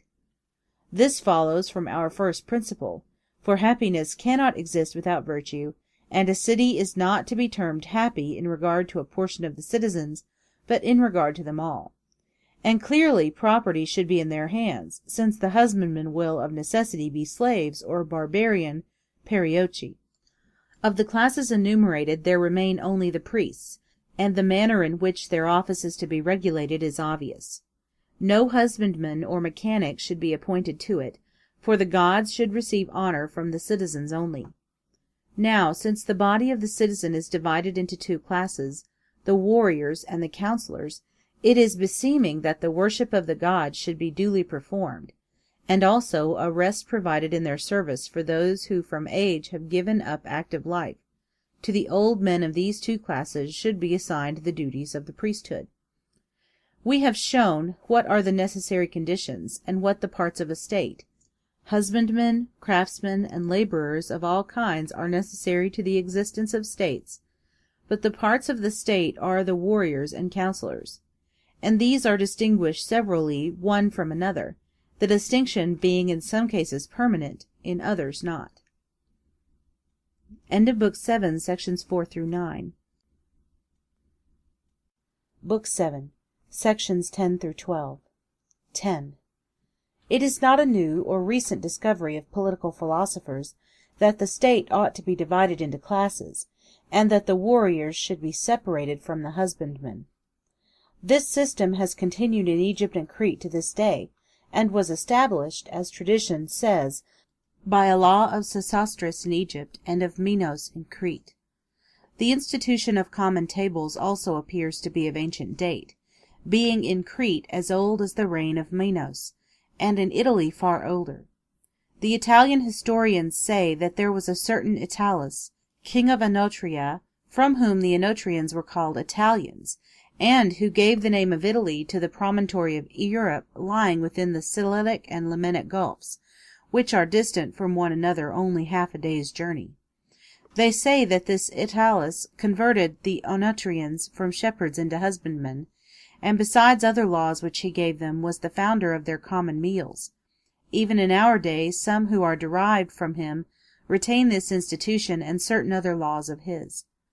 On the one side of Italy, towards Tyrrhenia, dwelt the Opici, who are now, as of old, called Ausonians, and on the side towards Iopegia and the Ionian Gulf, in the district called Ceritus, the Chones, who are likewise of Oenotrian race. From this part of the world originally came the institution of common tables, the separation into castes from Egypt, for the reign of Sesostris is of far greater antiquity than that of Minos. It is true, indeed, that these and many other things have been invented several times over in the course of ages, or rather times without number, for necessity may be supposed to have taught men the inventions which were absolutely required, and, when these were provided, it was natural that other things which would adorn and enrich life should grow up by degrees. And we may infer that in political institutions the same rule holds. Egypt witnesses to the antiquity of all these things, for the Egyptians appear to be of all people the most ancient, and they have laws and a regular constitution existing from time immemorial. We should, therefore, make the best use of what has already been discovered, and try to supply defects. I have already remarked that the land ought to belong to those who possess arms and have a share in the government, and that the husbandmen ought to be a class distinct from them, and I have determined what should be the extent and nature of the territory. Let me proceed to discuss the distribution of the land, and the character of the agricultural class, for I do not think that property ought to be common, as some maintain, but only that by friendly consent there should be a common use of it, and that no citizen should be in want of subsistence. As to common meals, there is a general agreement that a well-ordered city should have them, and we will hereafter explain what are our own reasons for taking this view. They ought, however, to be open to all the citizens. And yet it is not easy for the poor to contribute the requisite sum out of their private means, and to provide also for their household. The expense of religious worship should likewise be a public charge. The land must, therefore, be divided into two parts, one public and the other private, and each part should be subdivided, part of the public land being appropriated to the service of the gods, and the other part used to defray the cost of the common meals, while of the private land, part should be near the border, and the other near the city, so that, each citizen having 2 lots, they may all of them have land in both places. There is justice and fairness in such a division, and it tends to inspire unanimity among the people in their border wars. Where there is not this arrangement, some of them are too ready to come to blows with their neighbors, while others are so cautious that they quite lose the sense of honor. Wherefore there is a law in some places which forbids those who dwell near the border to take part in public deliberations about wars with neighbors, on the ground that their interests will pervert their judgment. For the reasons already mentioned, then, the land should be divided in the manner described. The very best thing of all would be that the husbandmen should be slaves taken from among men who are not all of the same race, and not spirited. For if they have no spirit, they will be better suited for their work, and there will be no danger of their making a revolution. The next best thing would be that they should be perioeci of foreign race, and of a like inferior nature. Some of them should be the slaves of individuals, and employed in the private estates of men of property. The remainder should be the property of the state, and employed on the common land. I will hereafter explain what is the proper treatment of slaves, and why it is expedient that liberty should be always held out to them as the reward of their services. 11. We have already said that the city should be open to the land and to the sea, and to the whole country as far as possible.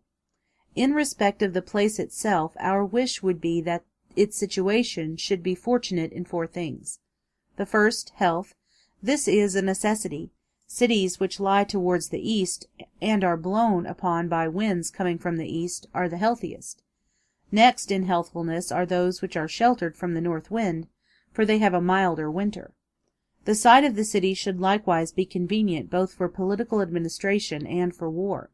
With a view to the latter, it should afford easy egress to the citizens, and at the same time be inaccessible and difficult of capture to the enemies.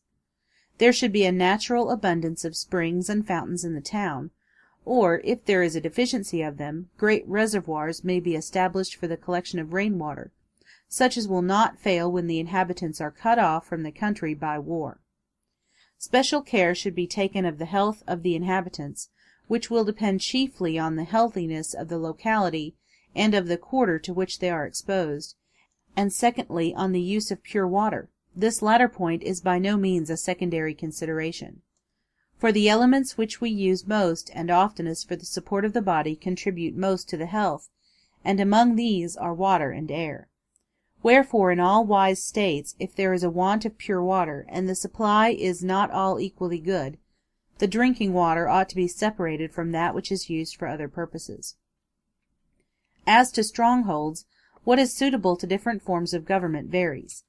Thus an acropolis is suited to an oligarchy or a monarchy, but a plain to democracy, neither to an aristocracy, but rather a number of strong places. The arrangement of private houses is considered to be more agreeable and generally more convenient, if the streets are regularly laid out after the modern fashion which Hippodamus introduced. But for security in war, the antiquated mode of building, which made it difficult for strangers to get out of a town and for assailants to find their way in, is preferable. A city should, therefore, adopt both plans of building. It is possible to arrange the houses irregularly, as husbandmen plant their vines in what are called clumps. The whole town should not be laid out in straight lines, but only certain quarters and regions. Thus security and beauty will be combined. As to walls, those who say that cities making any pretension to military virtue should not have them, are quite out of date in their notions, and they may see the cities which prided themselves on this fancy confuted by facts. True, there is little courage shown in seeking for safety behind a rampart, when an enemy is similar in character and not much superior in number, but the superiority of the besiegers may be and often is too much both for ordinary human valor and for that which is found only in a few, and if they are to be saved and to escape defeat and outrage, the strongest wall will be the truest soldierly precaution, more especially now that missiles and siege engines have been brought to such perfection. To have no walls would be as foolish as to choose a site for a town in an exposed country, and to level the heights, or as if an individual were to leave his house unwalled, lest the inmates should become cowards. Nor must we forget that those who have their cities surrounded by walls may either take advantage of them or not, but cities which are unwalled have no choice. If our conclusions are just, not only should cities have walls, but care should be taken to make them ornamental as well as useful for warlike purposes, and adapted to resist modern inventions. For, as the assailants of a city do all they can to gain an advantage, so the defenders should make use of any means of defense which have already been discovered, and should devise and invent others, for when men are well prepared, no enemy even thinks of attacking them. 12. As the walls are to be divided by guardhouses and towers built at suitable intervals, and the body of citizens must be distributed at common tables, the idea will naturally occur that we should establish some of the common tables in the guardhouses. These might be arranged as has been suggested, while the principal common tables of the magistrates will occupy a suitable place, and there also will be the buildings appropriated to religious worship, except in the case of those rites which the law or the Pythian oracle has restricted to a special locality. The site should be a spot seen far and wide, which gives due elevation to virtue and towers over the neighborhood. Below this spot should be established an agora, such as that which the Thessalians call the freeman's agora. From all this trade should be excluded, and no mechanic, husbandman, or any such person allowed to enter, unless he be summoned by the magistrates. It would be a charming use of the place if the gymnastic exercises of the elder men were performed there. For in this noble practice different ages should be separated, and some of the magistrates should stay with the boys, while the grown-up men remain with the magistrates, for the presence of the magistrates is the best mode of inspiring true modesty and ingenious fear. There should also be a trader's agora, distinct and apart from the other, in a situation which is convenient for the reception of goods, both by sea and land. But in speaking of the magistrates, we must not forget another section of the citizens, viz., the priests, for whom public tables should likewise be provided in their proper place near the temples. The magistrates who deal with contracts, indictments, summonses, and the like, and those who have the care of the agora and of the city, respectively, ought to be established near an agora and in some public place of meeting. The neighborhood of the trader's agora will be a suitable spot. The upper agora we devote to the life of leisure, the other is intended for the necessities of trade. The same order should prevail in the country, for there, too, the magistrates, called by some inspectors of forests, and by others wardens of the country, must have guard-houses and common tables while they are on duty. Temples should also be scattered throughout the country, dedicated some to gods and some to heroes. But it would be a waste of time for us to linger over details like these. The difficulty is not in imagining, but carrying them out. We may talk about them as much as we like, but the execution of them will depend upon fortune. Wherefore, let us say no more about these matters for the present. End of Book 7, Sections 10 through 12. Book 7, Sections 13 and 14. 13. Returning to the Constitution itself, let us seek to determine out of what and what sort of elements the state which is to be happy and well governed should be composed. There are two things in which all well-being consists. One of them is the choice of a right end and aim of action, and the other the discovery of the actions which are meant towards it, for the means and the end may agree or disagree. Sometimes the right end is set before men, but in practice they fail to attain it, and in other cases they are successful in all the means, but they propose to themselves a bad end, and sometimes they fail in both. Take, for example, the art of medicine. Physicians do not always understand the nature of health, and also the means which they use may not effect the desired end. In all arts and sciences, both the end and the means should be equally within our control. The happiness and well-being which all men manifestly desire, some have the power of attaining, but to others, from some accident or defect of nature, the attainment of them is not granted, for a good life requires a supply of external goods, in a less degree when men are in a good state, in a greater degree when they are in a lower state. Others again, who possess the conditions of happiness, go utterly wrong from the first in the pursuit of it. But since our object is to discover the best form of government, that, namely, under which a city will be best governed, and since the city is best governed which has the greatest opportunity of obtaining happiness, it is evident that we must clearly ascertain the nature of happiness. We maintain, and have said in the Ethics, if the arguments there adduced are of any value, that happiness is the realization and perfect exercise of virtue, and this is not conditional but absolute. And I used the term conditional to express that which is indispensable, and absolute to express that which is good in itself. Take the case of just actions. Just punishments and chastisements do indeed spring from a good principle, but they are good only because we cannot do without them. It would be better that neither individuals nor states should need anything of the sort, but actions which aim at honor and advantage are absolutely the best. The conditional action is the only choice of a lesser evil, whereas these are the foundation and creation of good.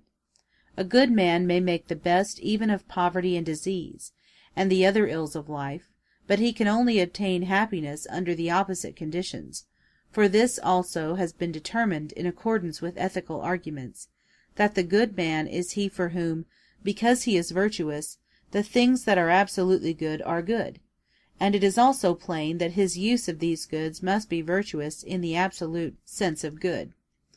This makes men fancy that external goods are the cause of happiness. Yet we might as well say that a brilliant performance on the lyre was to be attributed to the instrument, and not to the skill of the performer.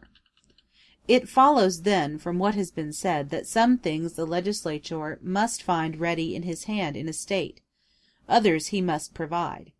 And therefore we can only say, may our state be constituted in such a manner as to be blessed with the goods of which fortune disposes, for we acknowledge her power.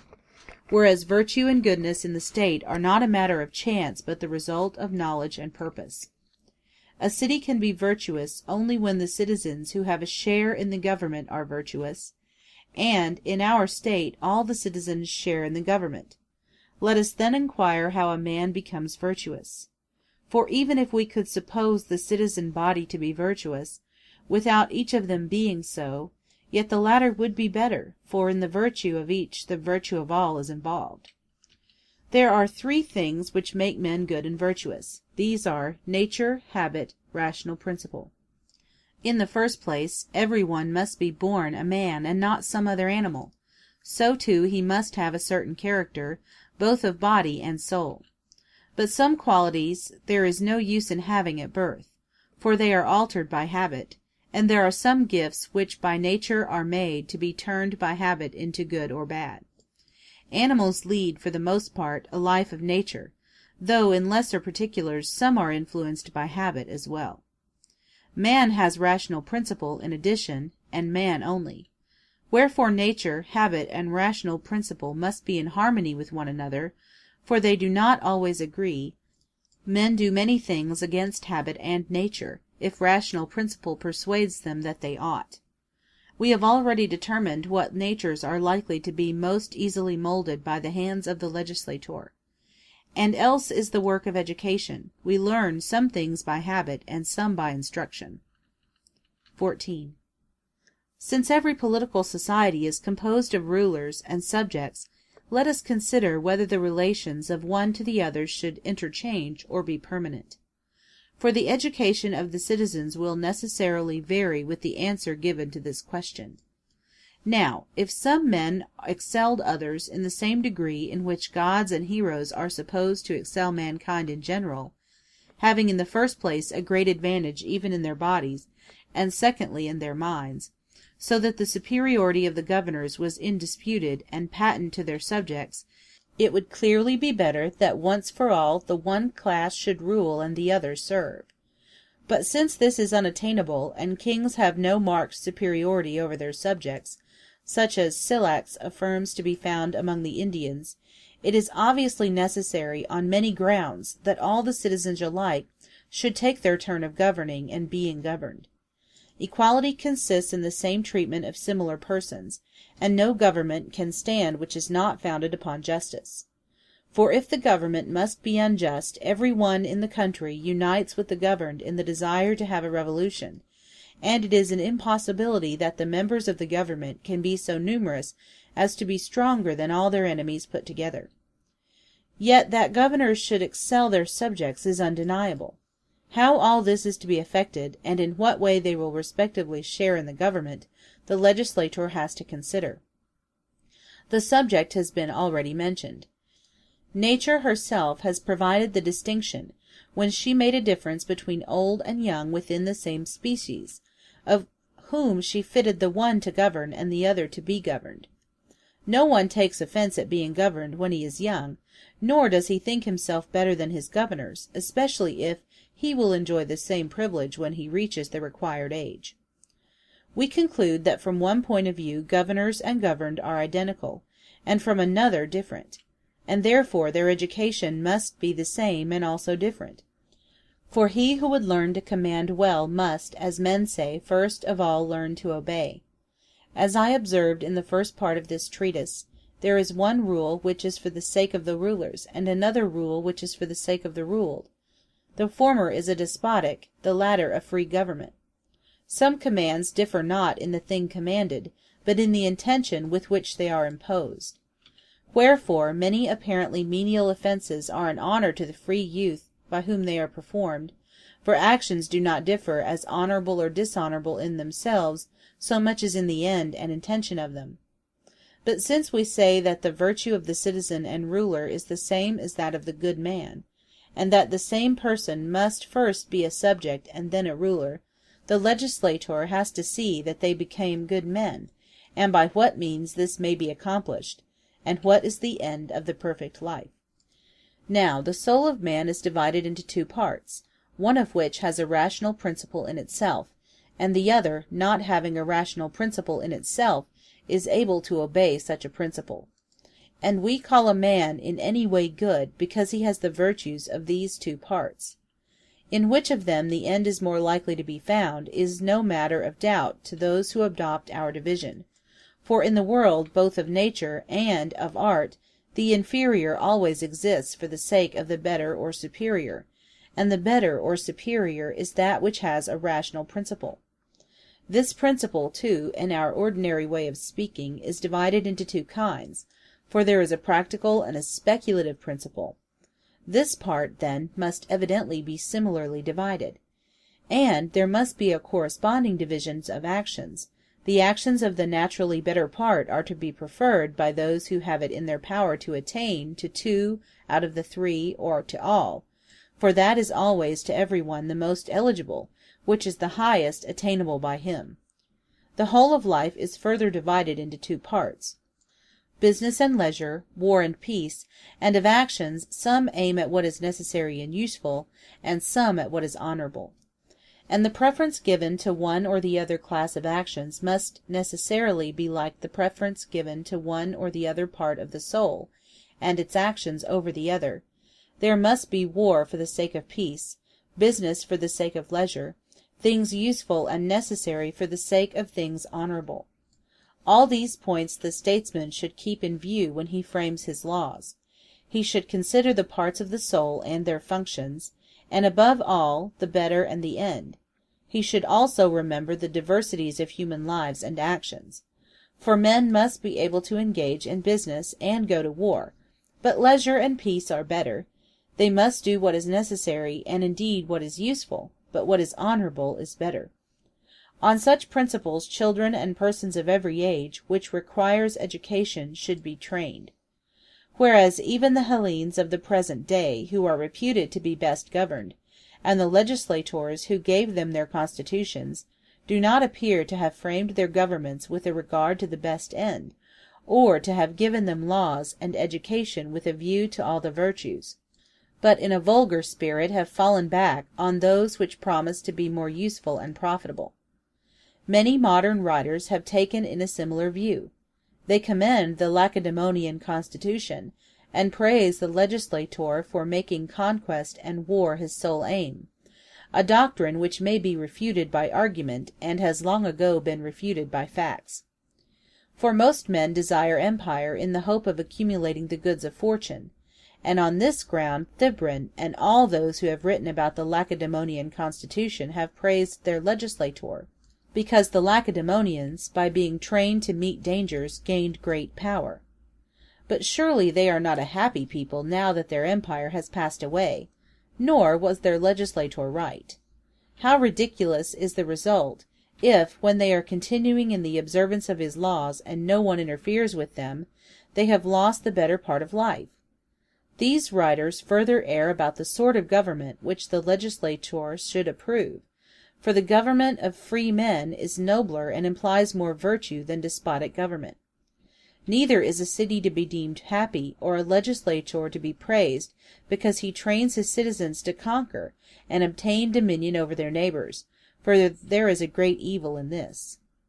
On a similar principle, any citizen who could, should obviously try to obtain the power in his own state, the crime which the Lacedaemonians accuse King Pausanias of attempting, although he had so great honor already. No such principle and no law having this object is either statesmanlike or useful or right. For the same things are best both for individuals and for states, and these are the things which the legislator ought to implant in the minds of his citizens. Neither should men study war with a view to the enslavement of those who do not deserve to be enslaved. But first of all, they should provide against their own enslavement, and in the second place obtain empire for the good of the governed, and not for the sake of exercising a general despotism, and in the third place they should seek to be masters only over those who deserve to be slaves. Facts, as well as arguments, prove that the legislator should direct all his military and other measures to the provision of leisure and the establishment of peace. For most of these military states are safe only while they are at war, but fall when they have acquired their empire. Like unused iron, they lose their temper in time of peace. And for this the legislator is to blame, he never having taught them how to lead the life of peace. End of Book 7, sections 13 and 14. Book 7, sections 15 through 17. 15. Since the end of individuals and of states is the same, the end of the best man and of the best constitution must also be the same. It is therefore evident that there ought to exist in both of them the virtues of leisure, for peace, as has often been repeated, is the end of war, and leisure of toil.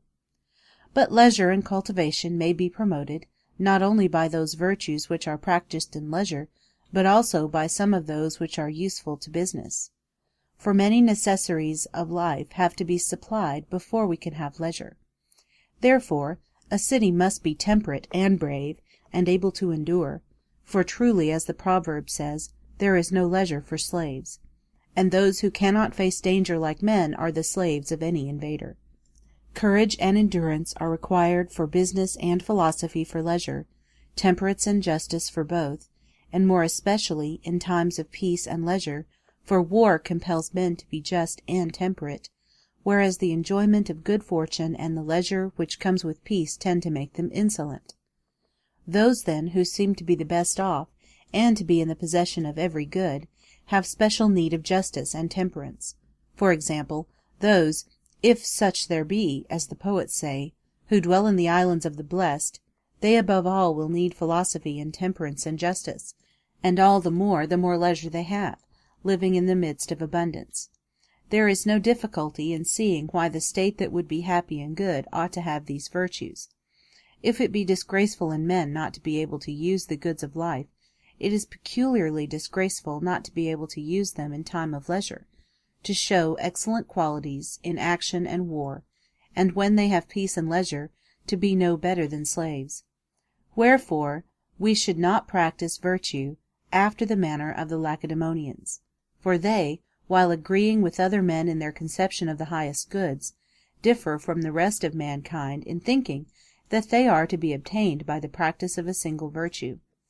And since they think these goods and the enjoyment of them greater than the enjoyment derived from the virtues, and that it should be practised for its own sake, is evident from what has been said, we must now consider how and by what means it is to be obtained. We have already determined that nature and habit and rational principle are required, and of these the proper nature of the citizens has also been defined by us.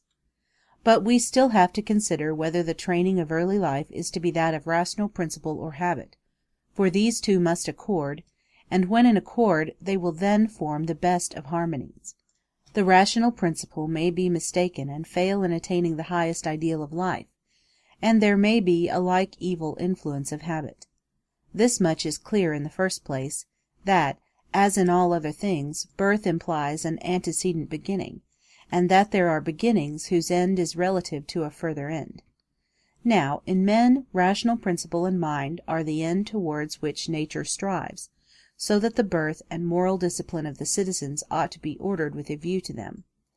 In the second place, as the soul and body are two, we see also that there are two parts of the soul, the rational and the irrational, and two corresponding states, reason and appetite. And as the body is prior in order of generation to the soul, so the irrational is prior to the rational. The proof is that anger and wishing and desire are implanted in children from their very birth, but reason and understanding are developed as they grow older.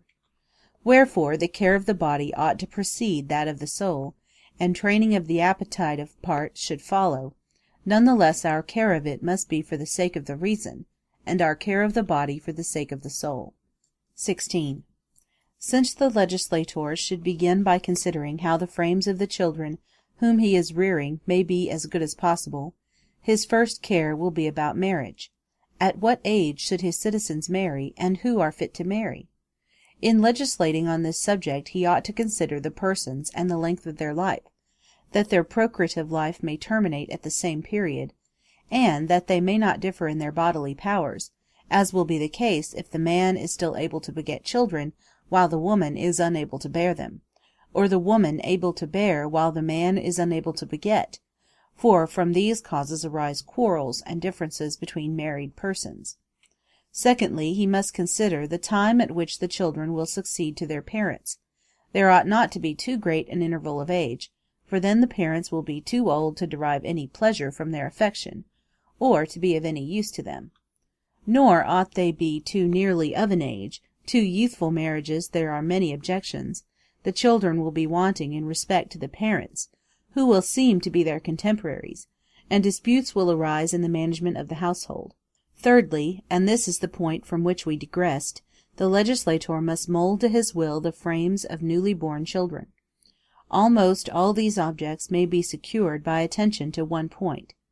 Since the time of generation is commonly limited within the age of 70 years in the case of a man, and of 50 in the case of a woman, the commencement of the union should conform to these periods. The union of male and female when too young is bad for the procreation of children. In all other animals the offspring of the young are small and undeveloped, and with a tendency to produce female children, and therefore also in man, as proved by the fact that in those cities in which men and women are accustomed to marry young, the people are small and weak. In childbirth also younger women suffer more, and more of them die. Some persons say that this was the meaning of the response once given to the Trojans. The oracle really meant that many died because they married too young. It had nothing to do with the ingathering of the harvest. It also conduces to temperance not to marry too soon, for women who marry early are apt to be wanton, and in men too the bodily frame is stunted if they marry while the seed is growing, for there is a time when the growth of the seed also ceases, or continues to but a slight extent. Women should marry when they are about 18 years of age, and men at 7 and 30. Then they are in the prime of life, and the decline in the powers of both will coincide. Further, the children, if their birth takes place too soon, as may reasonably be accepted, will succeed in the beginning of their prime, when their fathers are already in the decline of life, and have nearly reached their term of 80 years and 10. Thus much of the proper age for marriage. The season of the year should also be considered. According to our present custom, people generally limit marriage to the season of winter, and they are right.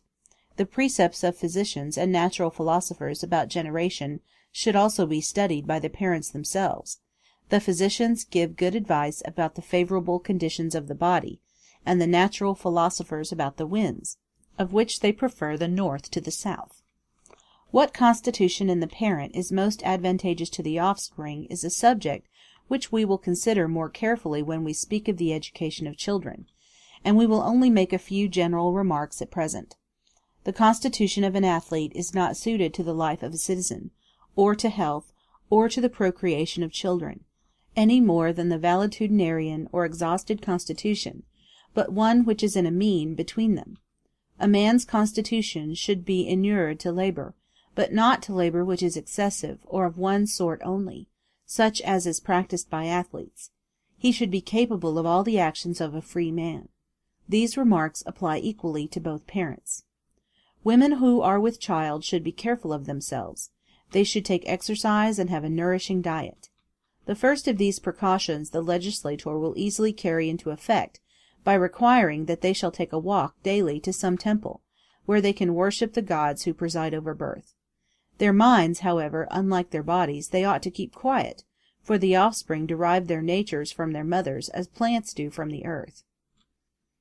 As to the exposure and rearing of children, let there be a law that no deformed child shall live, but that on the ground of an excess in the number of children, if the established customs of the state forbid this, for in our state population has a limit, no child is to be exposed. But when couples have children in excess, let abortion be procured before sense and life have begun. What may or may not be lawfully done in these cases depends on the question of life and sensation. And now, having determined at what ages men and women are to begin their union, let us also determine how long they shall continue to beget and bear offspring for the state. Men who are too old, like men who are too young, produce children who are defective in body and mind. The children of a very old men are weakly. The limit, then, should be the age which is the prime of their intelligence, and this, in most persons, according to the notion of some poets who measure life by periods of 7 years, is about 50. At 4 or 5 years later, they should cease from having families, and from that time forward only cohabit with one another for the sake of health, or for some similar reason. As to adultery, let it be held disgraceful in general for any man or woman to be found in any way unfaithful when they are married, and called husband and wife. If during the time of bearing children anything of the sort occur, let the guilty person be punished with a loss of privileges in proportion to the offense. 17. After the children have been born, the manner of rearing them may be supposed to have a great effect on their bodily strength. It would appear from the example of animals, and of those nations who desire to create the military habit, that the food which has most milk in it is best suited to human beings, but the less wine the better, if they would escape diseases. Also, all the motions to which children can be subjected at their early age are very useful. But in order to preserve their tender limbs from distortion, some nations have had recourse to mechanical appliances which straighten their bodies.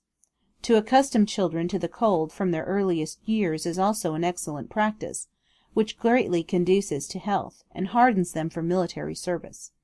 Hence many barbarians have a custom of plunging their children at birth into a cold stream. Others, like the Celts, clothe them in a light wrapper only. For human nature should be early habituated to endure all which by habit it can be made to endure, but the process must be gradual. And children, from their natural warmth, may be easily trained to bear cold. Such care should attend them in the first stage of life. The next period lasts to the age of 5.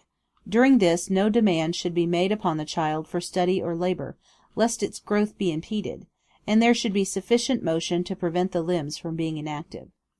This can be secured, among other ways, by amusement, but the amusement should not be vulgar or tiring or effeminate.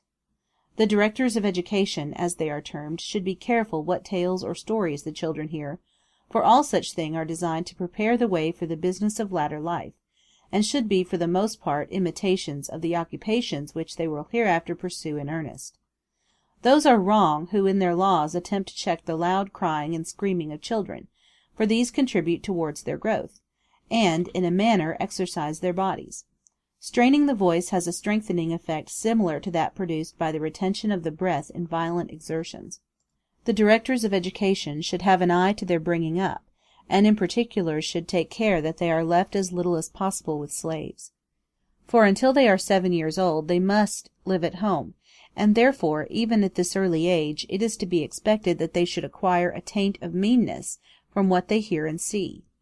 Indeed, there is nothing which the legislator should be more careful to drive away than indecency of speech, for the light utterance of shameful words leads soon to shameful actions.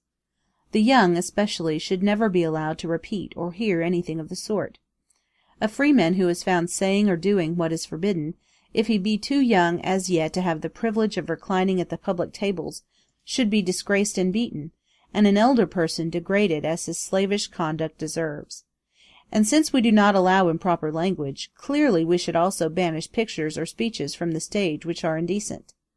Let the rulers take care that there be no image or picture representing unseemly actions, except in the temples of those gods at whose festivals the law permits even ribaldry, and whom the law also permits to be worshipped by persons of mature age on behalf of themselves, their children, and their wives.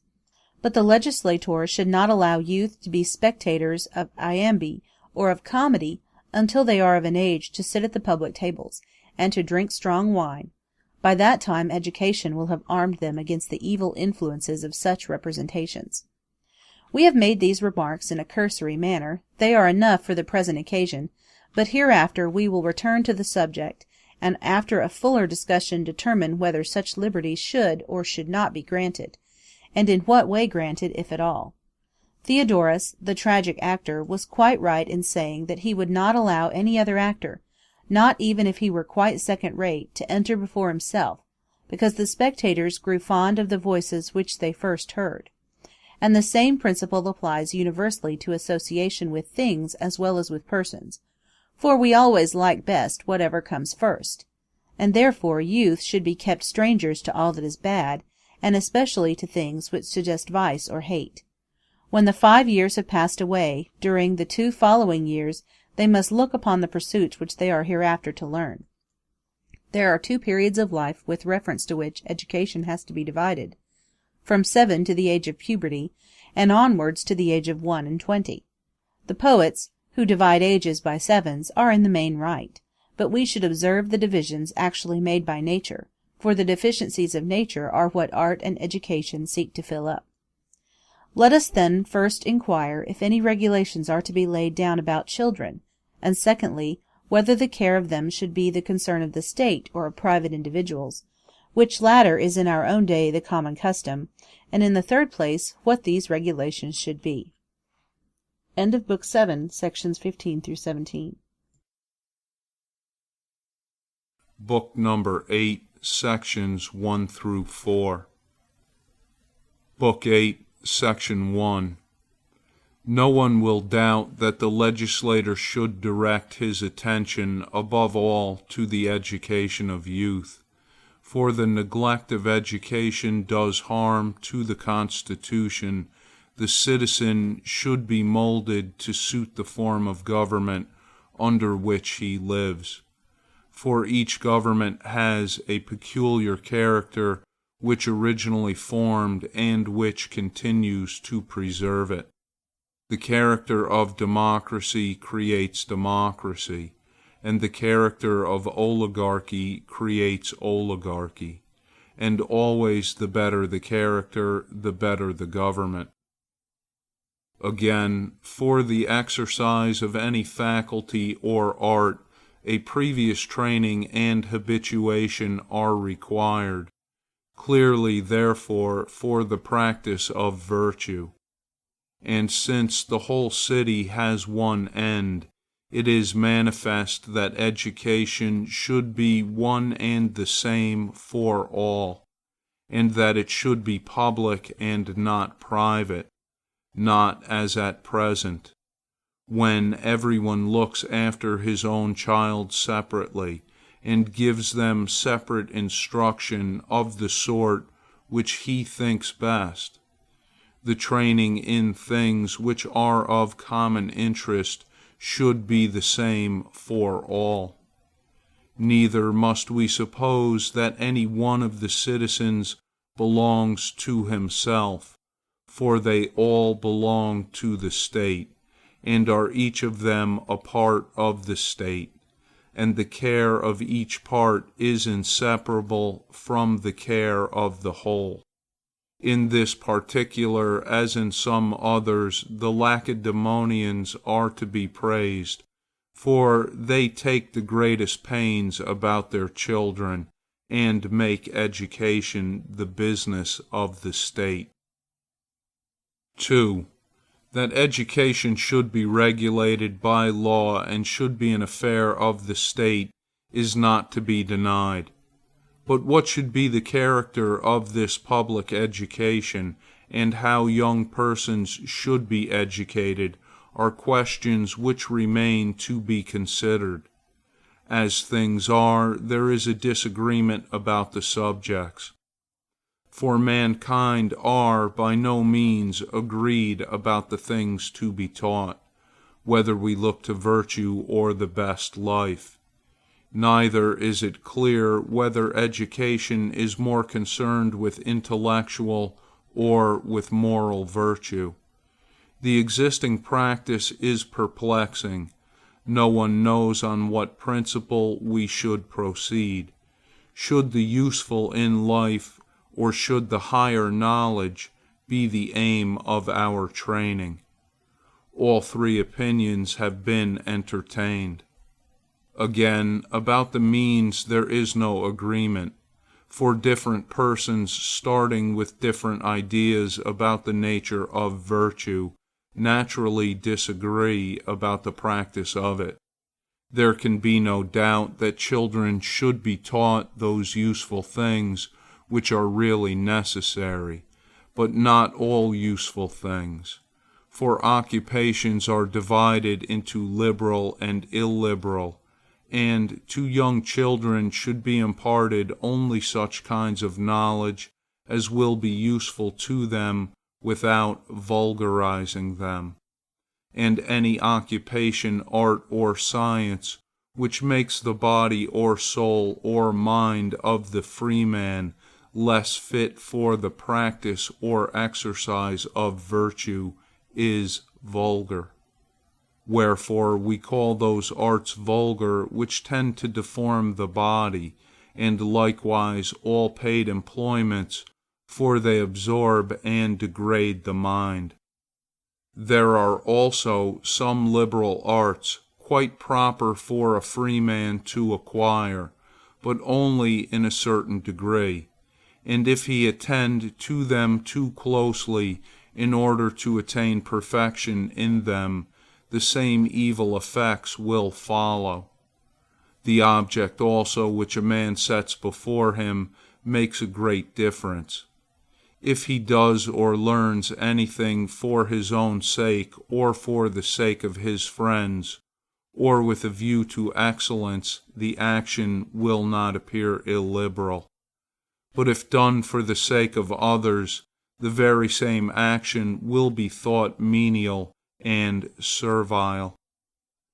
The received subjects of instruction, as I have already remarked, are partly of a liberal and partly of an illiberal character.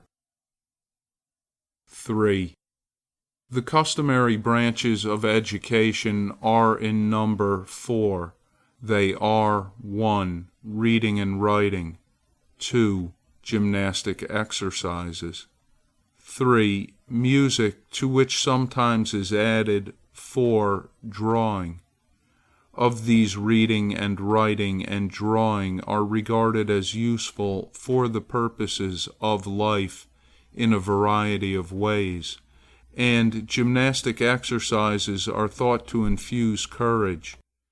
Concerning music, a doubt may be raised. In our own day, most men cultivate it for the sake of pleasure, but originally it was included in education because nature herself, as has been often said, requires that we should be able not only to work well, but to use leisure well.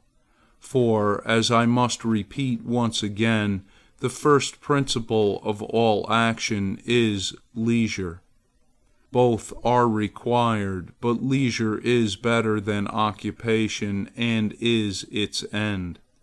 And therefore the question must be asked, what ought we to do when at leisure? Clearly, we ought not to be amusing ourselves, for then amusement would be the end of life.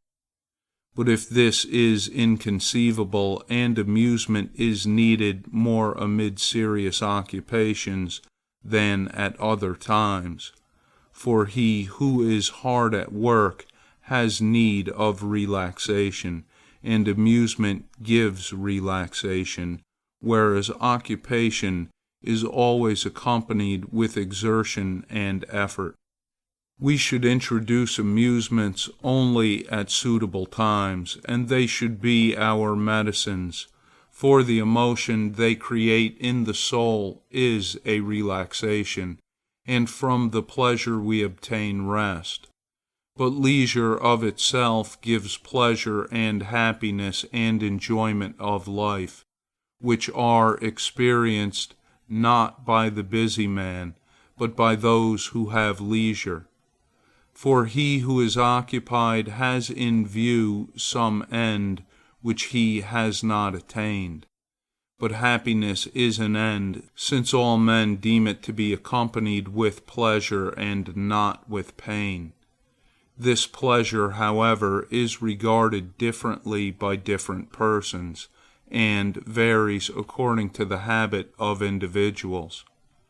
The pleasure of the best man is the best, and springs from the noblest sources.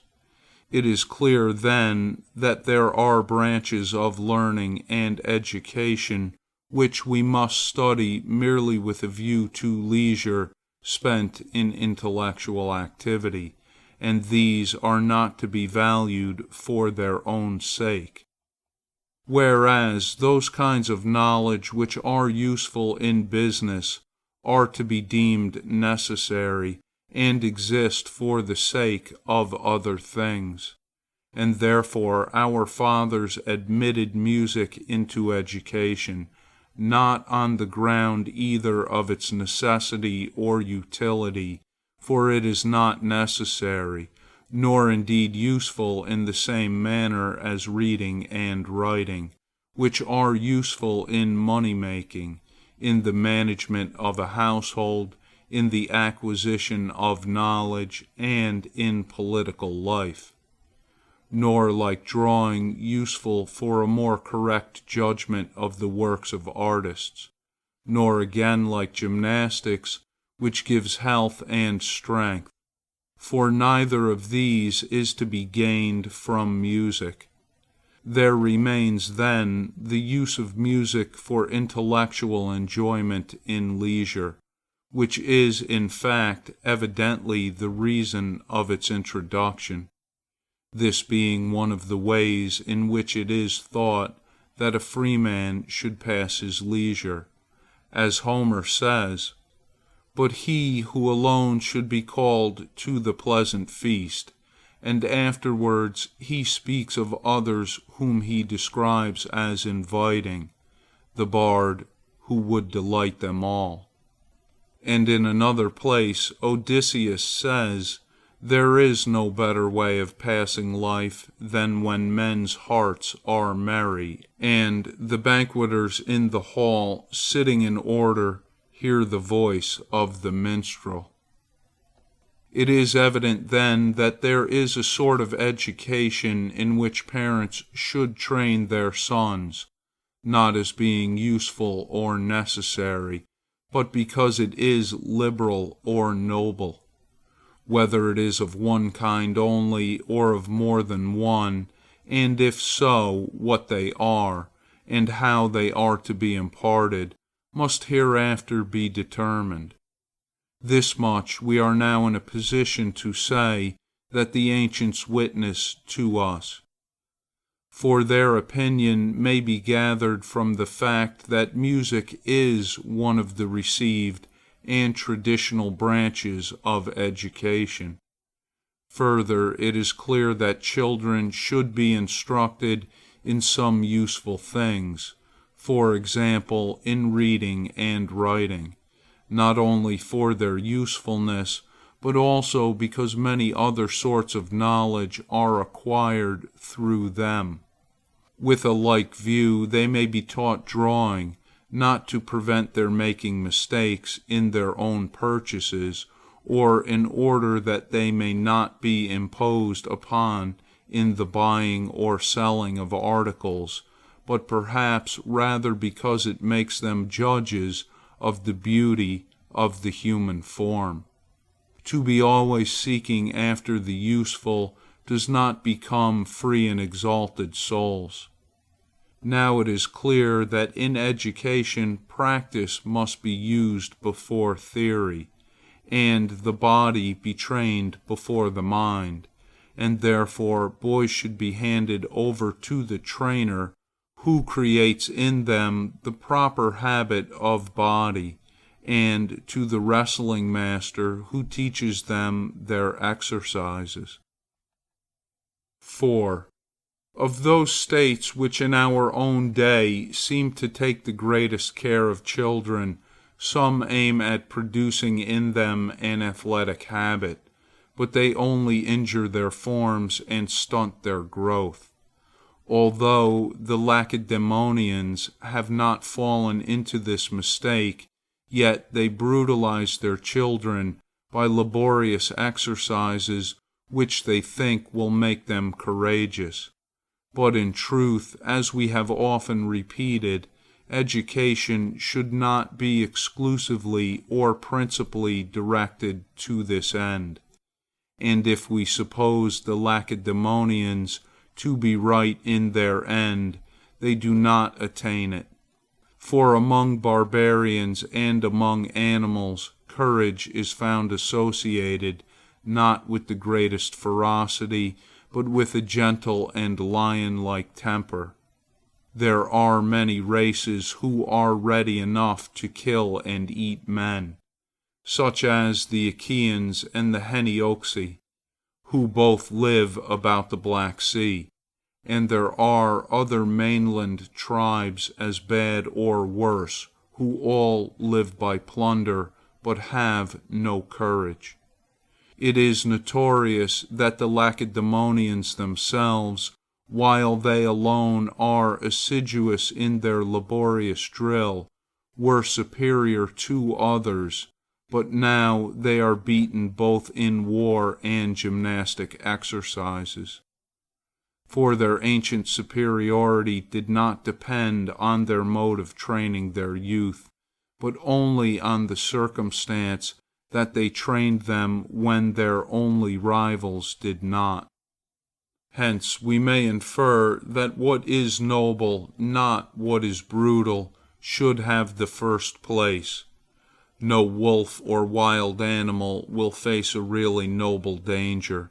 Such dangers are for the brave man. And parents who devote their children to gymnastics while they neglect their necessary education, in reality vulgarize them, for they make them useful to the art of statesmanship in one quality only, and even in this the argument proves them to be inferior to others. We should judge the Lacedaemonians not from what they have been, but from what they are. For now they have rivals who compete with their education. Formerly they had none. It is an admitted principle that gymnastic exercises should be employed in education, and that for children they should be of a lighter kind, avoiding severe diet or painful toil, lest the growth of the body be impaired.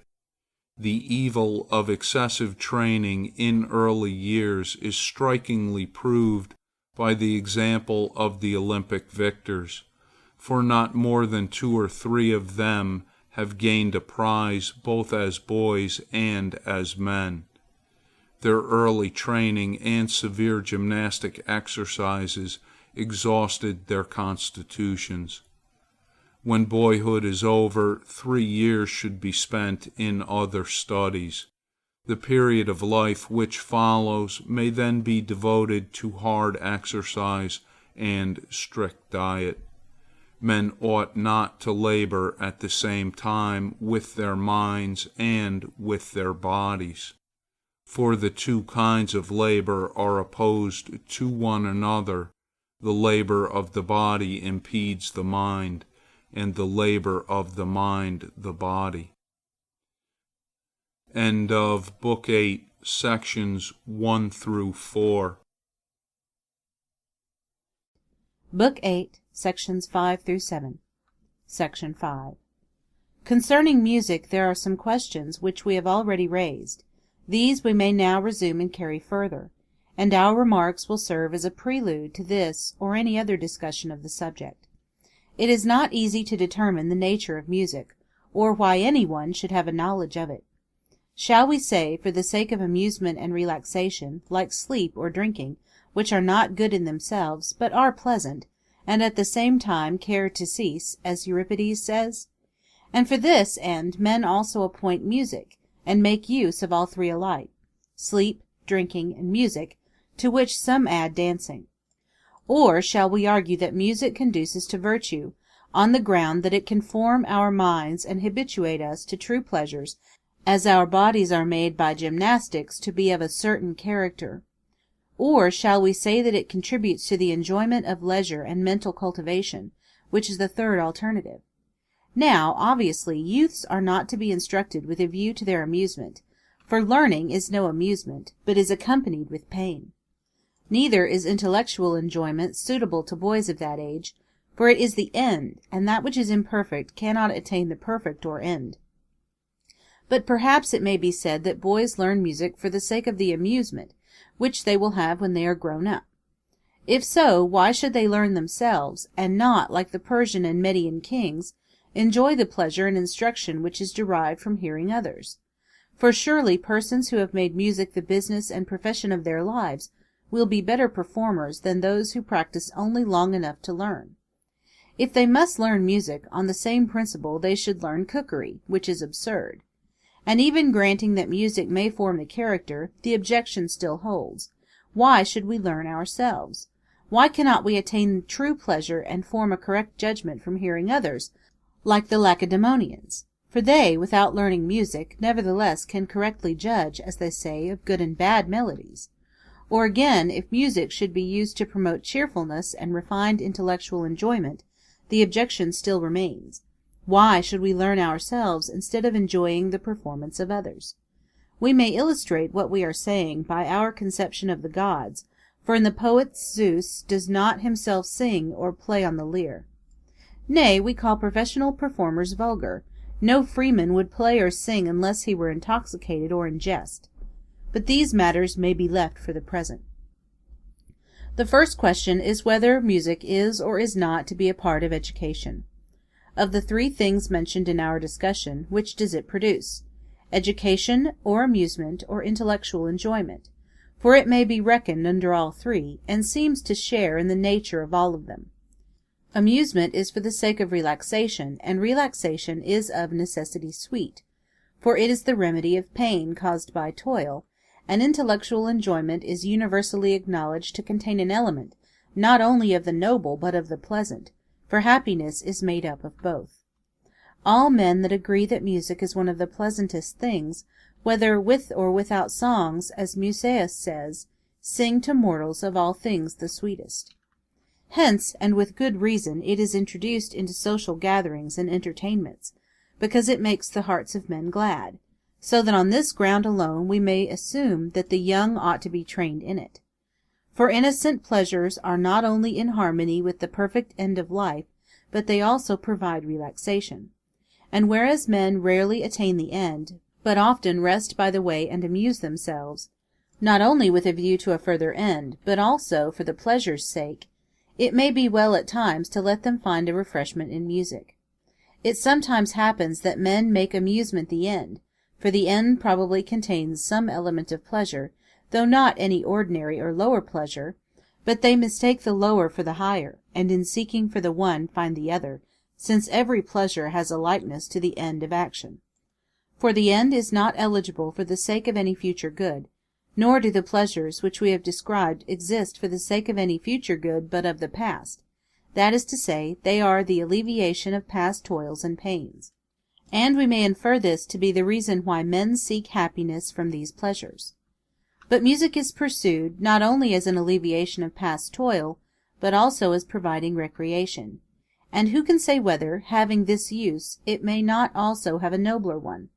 In addition to this common pleasure, felt and shared by all, for the pleasure given by music is natural, and therefore adapted to all ages and characters, may not it also have some influence over the character and the soul?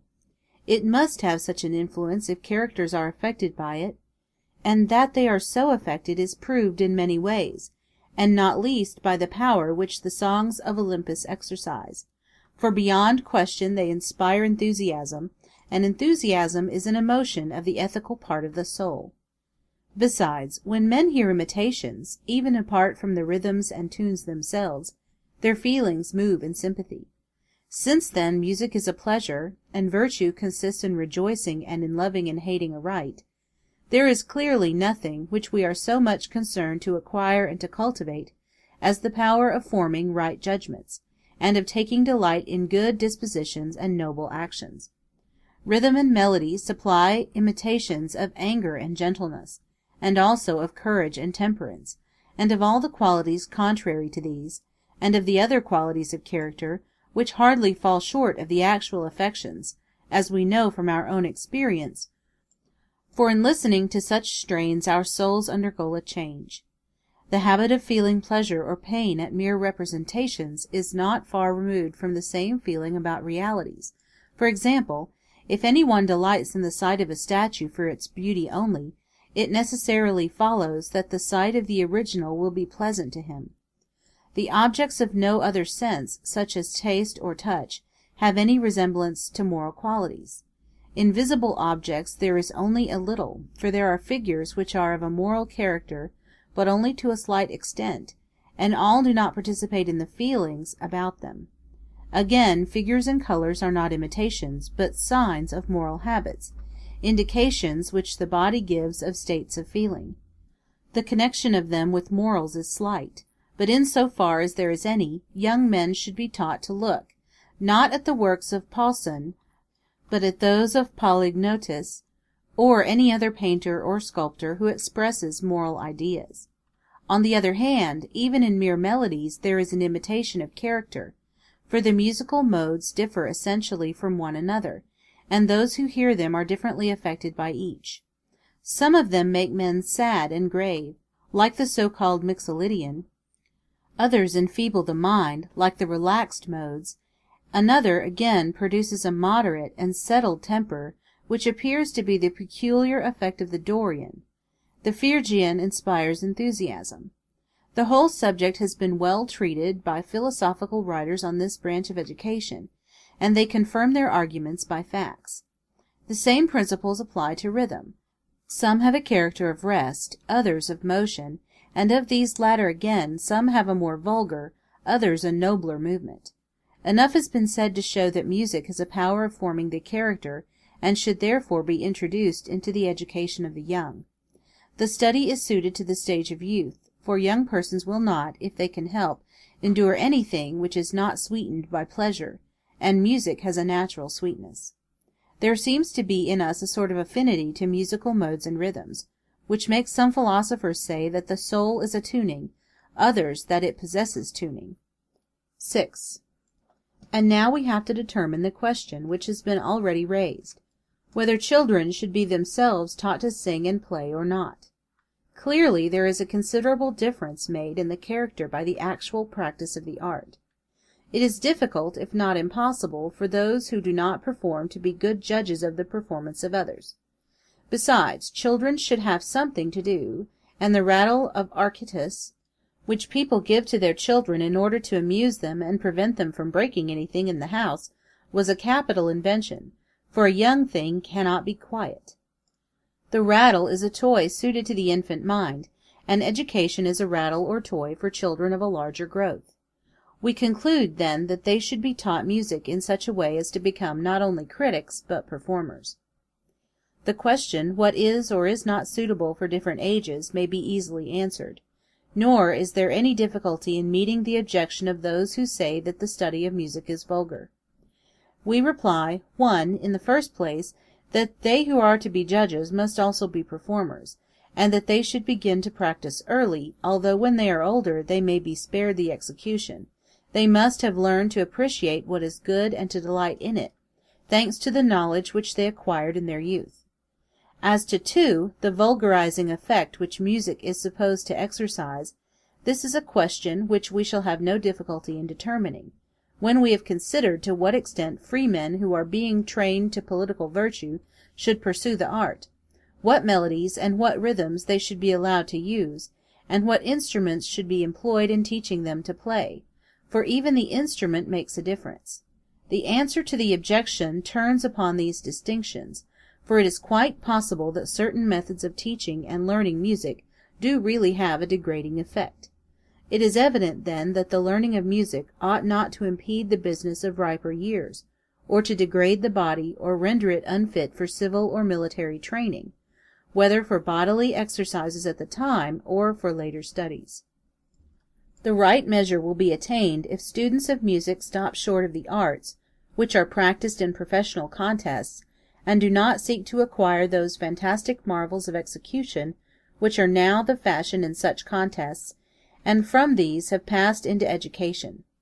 Let the young practice even such music as we have prescribed, only until they are able to feel delight in noble melodies and rhythms, and not merely in that common part of music in which every slave or child and even some animals find pleasure. From these principles we may also infer what instruments should be used. The flute, or any other instrument which requires great skill, as, for example, the harp, ought not to be admitted into education, but only such as will make intelligent students of music or of the other parts of education.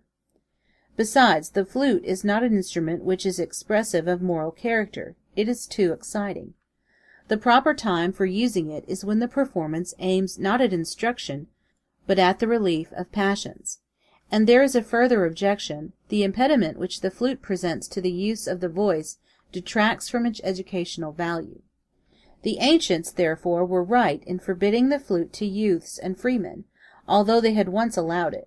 For when their wealth gave them a greater inclination to leisure, and they had loftier notions of excellence, being also elated with their success, both before and after the Persian War, with more zeal than discernment, they pursued every kind of knowledge, and so they introduced the flute into education.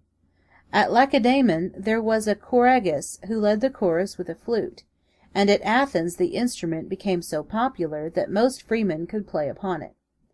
The popularity is shown by the tablet which Thrasybulus dedicated when he furnished the chorus to Epiphanes.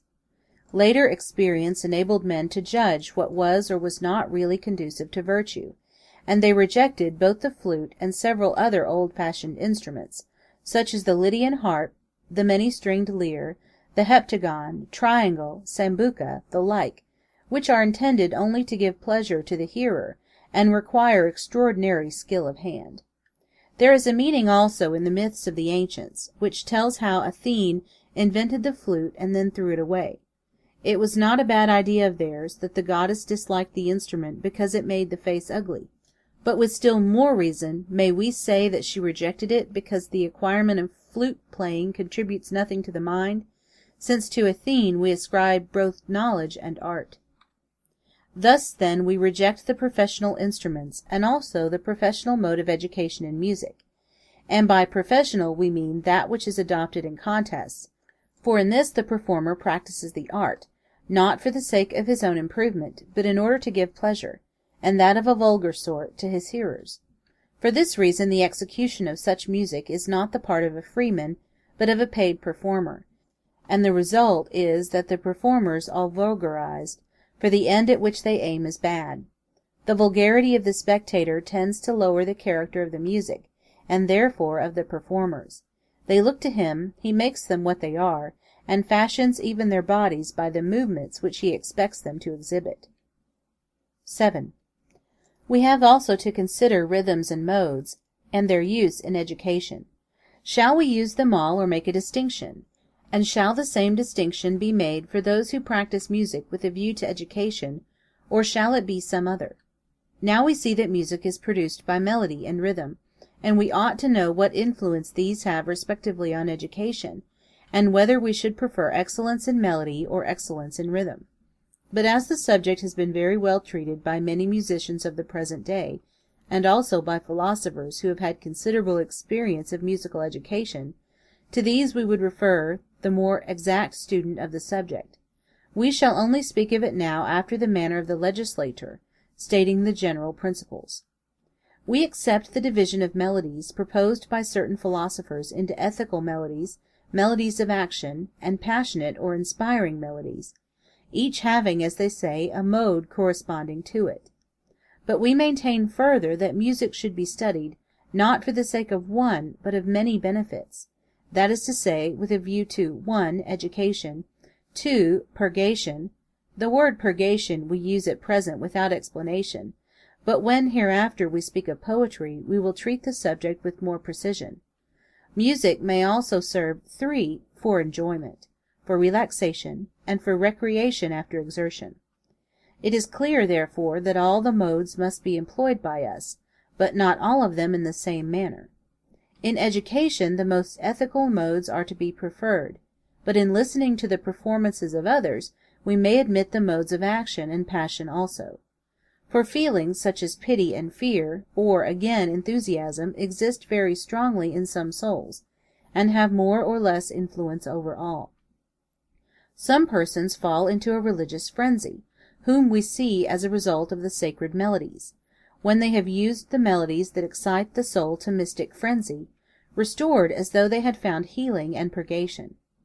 Those who are influenced by pity or fear, and every emotional nature, must have a like experience, and others in so far as each is susceptible to such emotions, and all are in a manner purged, and their souls lightened and delighted.